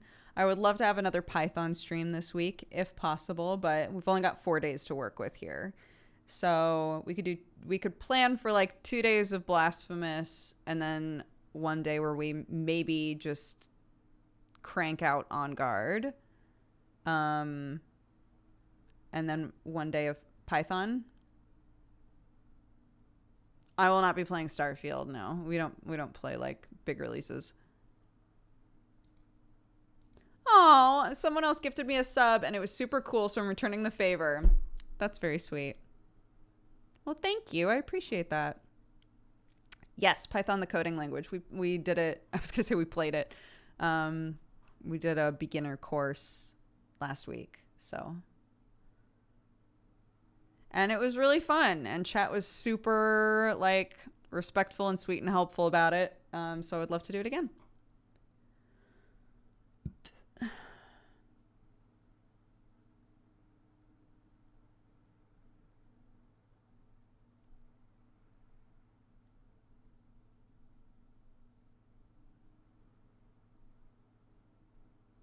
Okay, cool. Then I'll put together that schedule after I've ended today. I've still got Codefinity, so I'll just keep using that. I like the interactivity of Codefinity. I know that some of you guys were like, things could definitely be explained a bit better than they explain it on here, but I like the interactivity of Codefinity, so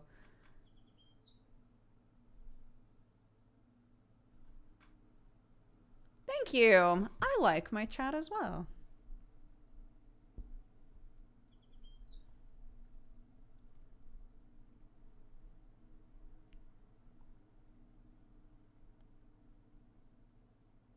One second, guys. Sorry. Take a really short break. I'll be right back.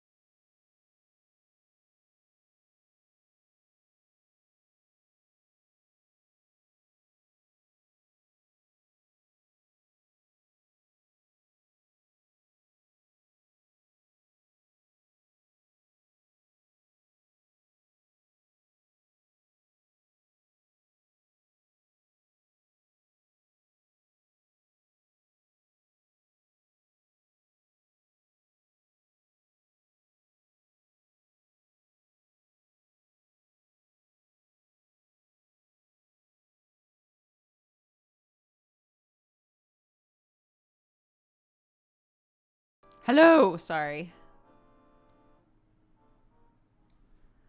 We had two surprise guests at the farm, and so Sam was asking me to grab some stuff on the way home. I was like, it might be easier if I can actually pay attention and respond to things.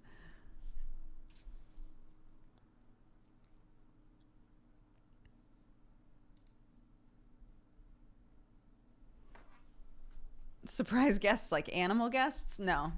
Human guests, sadly.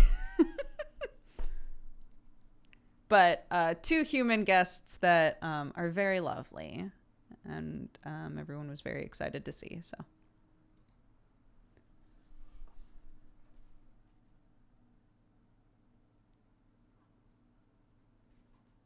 Humans! Mm-hmm. We were laughing because the pigs are like a little overweight. Which if you've never had a pig might sound really funny that can happen, but it can. The pigs are a little overweight. And we were like, yeah, so we all need to, really make sure that we're only feeding them the amount that they're supposed to get. But we realized that part of the problem is that pretty much all of us, when we're doing compost, will look at if there's things in the compost pile that are still totally fine to eat, that are okay for the pigs, we'll just give them to the pigs. Like, oh, there's a corn cob, but Clark only ate half of the corn on the corn cob. We don't want to eat the rest of it. Just give the corn cob to the pigs, right? So like we just keep like giving them leftovers basically. We're like, well, that might be part of the problem. There are a lot of people that live on this property, and if all of us are like, I'll just give it to the pigs.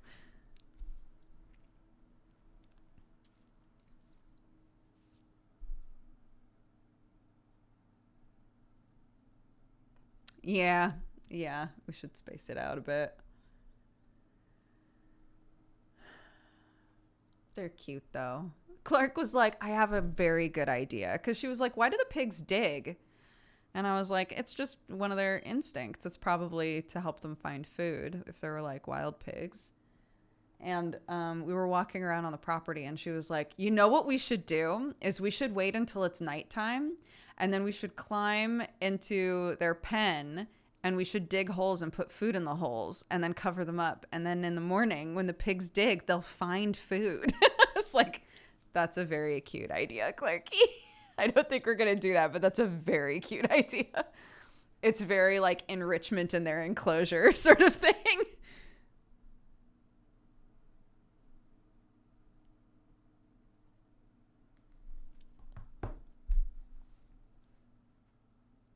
Yeah, Sam keeps being like, what if they find truffles? I'm like, I don't know shit about truffles, but I don't think there's any truffles on our property.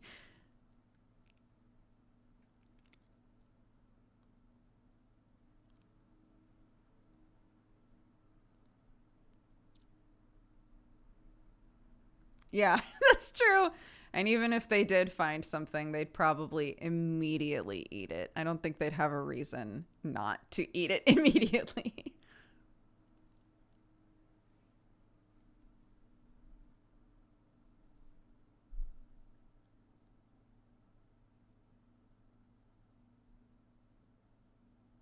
Aren't there some weird laws in the UK about feeding pigs kitchen scraps? Oh, I don't know. I can look into that though. We definitely feed them. I mean, we feed them their like normal food, but we supplement it with like vegetables and things, which our vet told us we should be doing.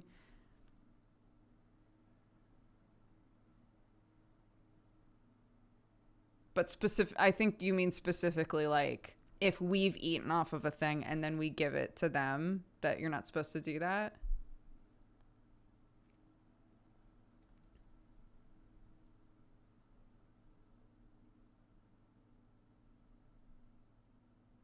I had a husky that loved digging carrots out and eating them. My mother-in-law, even though she hates Brussels sprouts, bought some Brussels sprout starters for me to put into our bed. And I put them in and the geese immediately jumped up and pulled them all out. So we replanted them and covered them with a net to protect them from the fucking geese.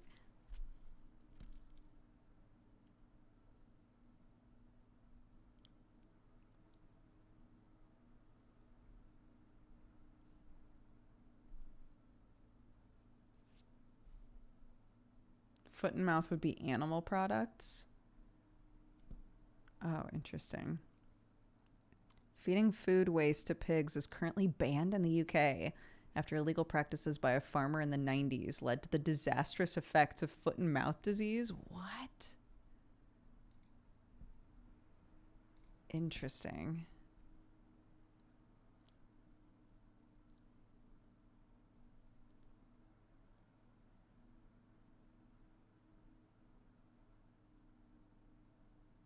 The geese were like, no Brussels sprouts on my farm. Yeah, dude. What the hell?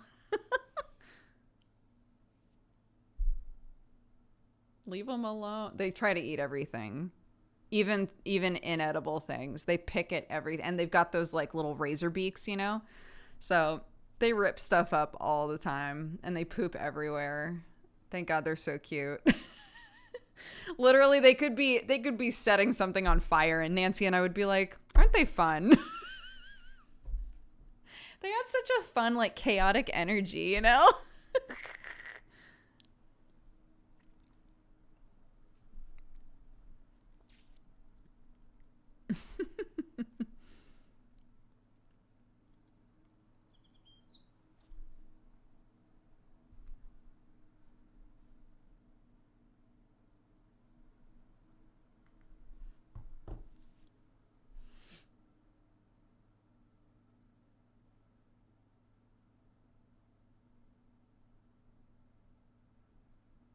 Yeah. Yeah, they were running around just screaming this morning when we were packing up all the camping gear. And one of our family members was like, God, they're loud. I was like, yeah, because look, they're practicing for their job, their farm job. And he was like, what is their farm job? And I was like, to be intimidating, to convince a hawk that they would chase them, even if they wouldn't actually do it.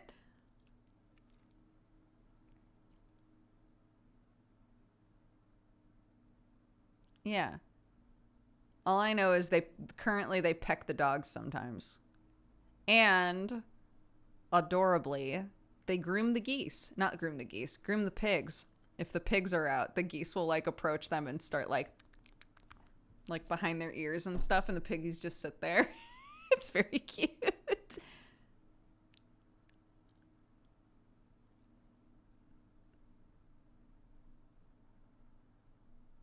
But they have no patience for the dogs because the dogs just bark at everything and are so rowdy all the time.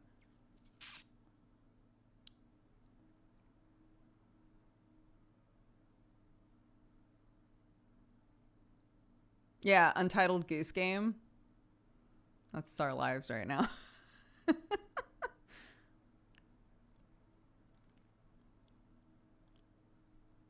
We need a Goose Gang t-shirt, yeah. They pecked 4-year-old me and it was very intimidating. So the geese that we have been raised like right next to humans since they were babies. So they love people, love them. They have yet to peck or be aggressive at all with any humans, with any of the kids. Nothing. Fantastic. But the dogs, if the dogs are like up in their face barking, they get a smackdown, dude.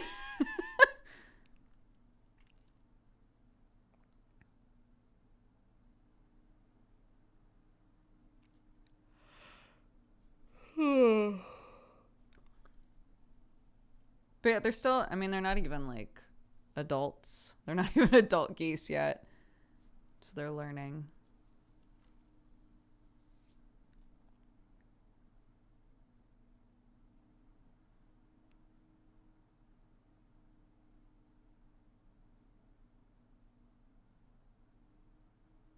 But our nephew stepped in goose poop yesterday and was like, fuck. Just like so overwhelmed immediately. Like, what do I do? There's goose poop everywhere. And we were like, it's okay, bud. And then my sister-in-law at one point was like trying to keep a couple of the kids from getting too close to the campfire and put her hand down and got goose poop all over her sleeve and was just like, fuck! These fucking geese! And again, there's Nancy and I just like, they're just kooky little guys.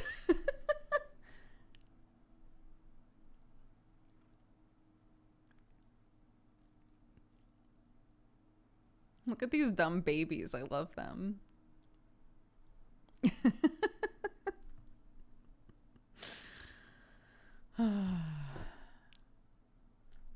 We're just innocent geese.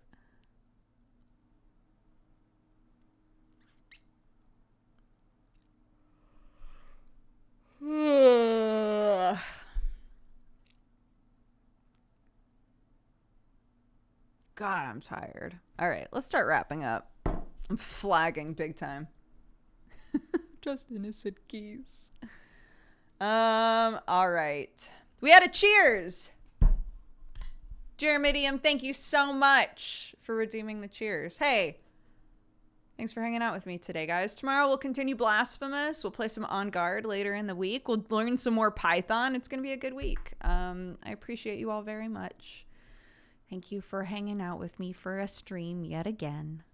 And if it was your first time here, I hope you had a blast. I hope you'll come back. Hell yeah. 3, 2, 1. Cheers. Boop.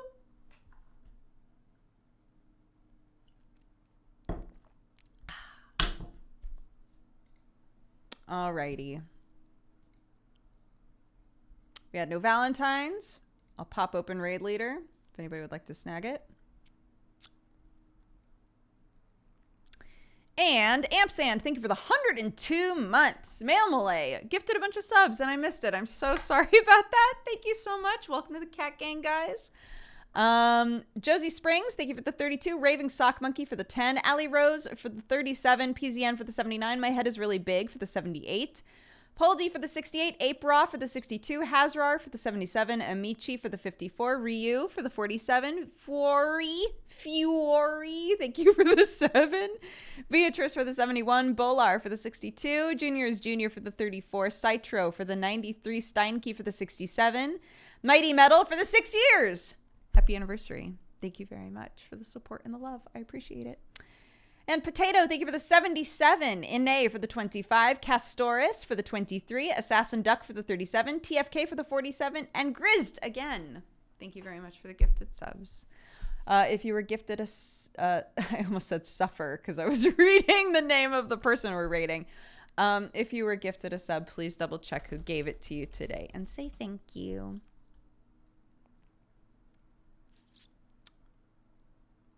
All right. Oh, they're playing Noita. Tim Peck, thank you for subscribing right at the end here. Welcome to the Cat Gang, bud. Hope you're having a good day. All right, we are rating Let's Suffer Together. This is the name of the streamer, and they're playing Noita. So go say hi. Spread love, spread joy. I will see you guys tomorrow. We'll play some Blasphemous, okay? I've seen what Noita can do to people. It's bad, dude. All right. I'll see you guys around. Thank you very much. Take care of yourselves. Bye-bye.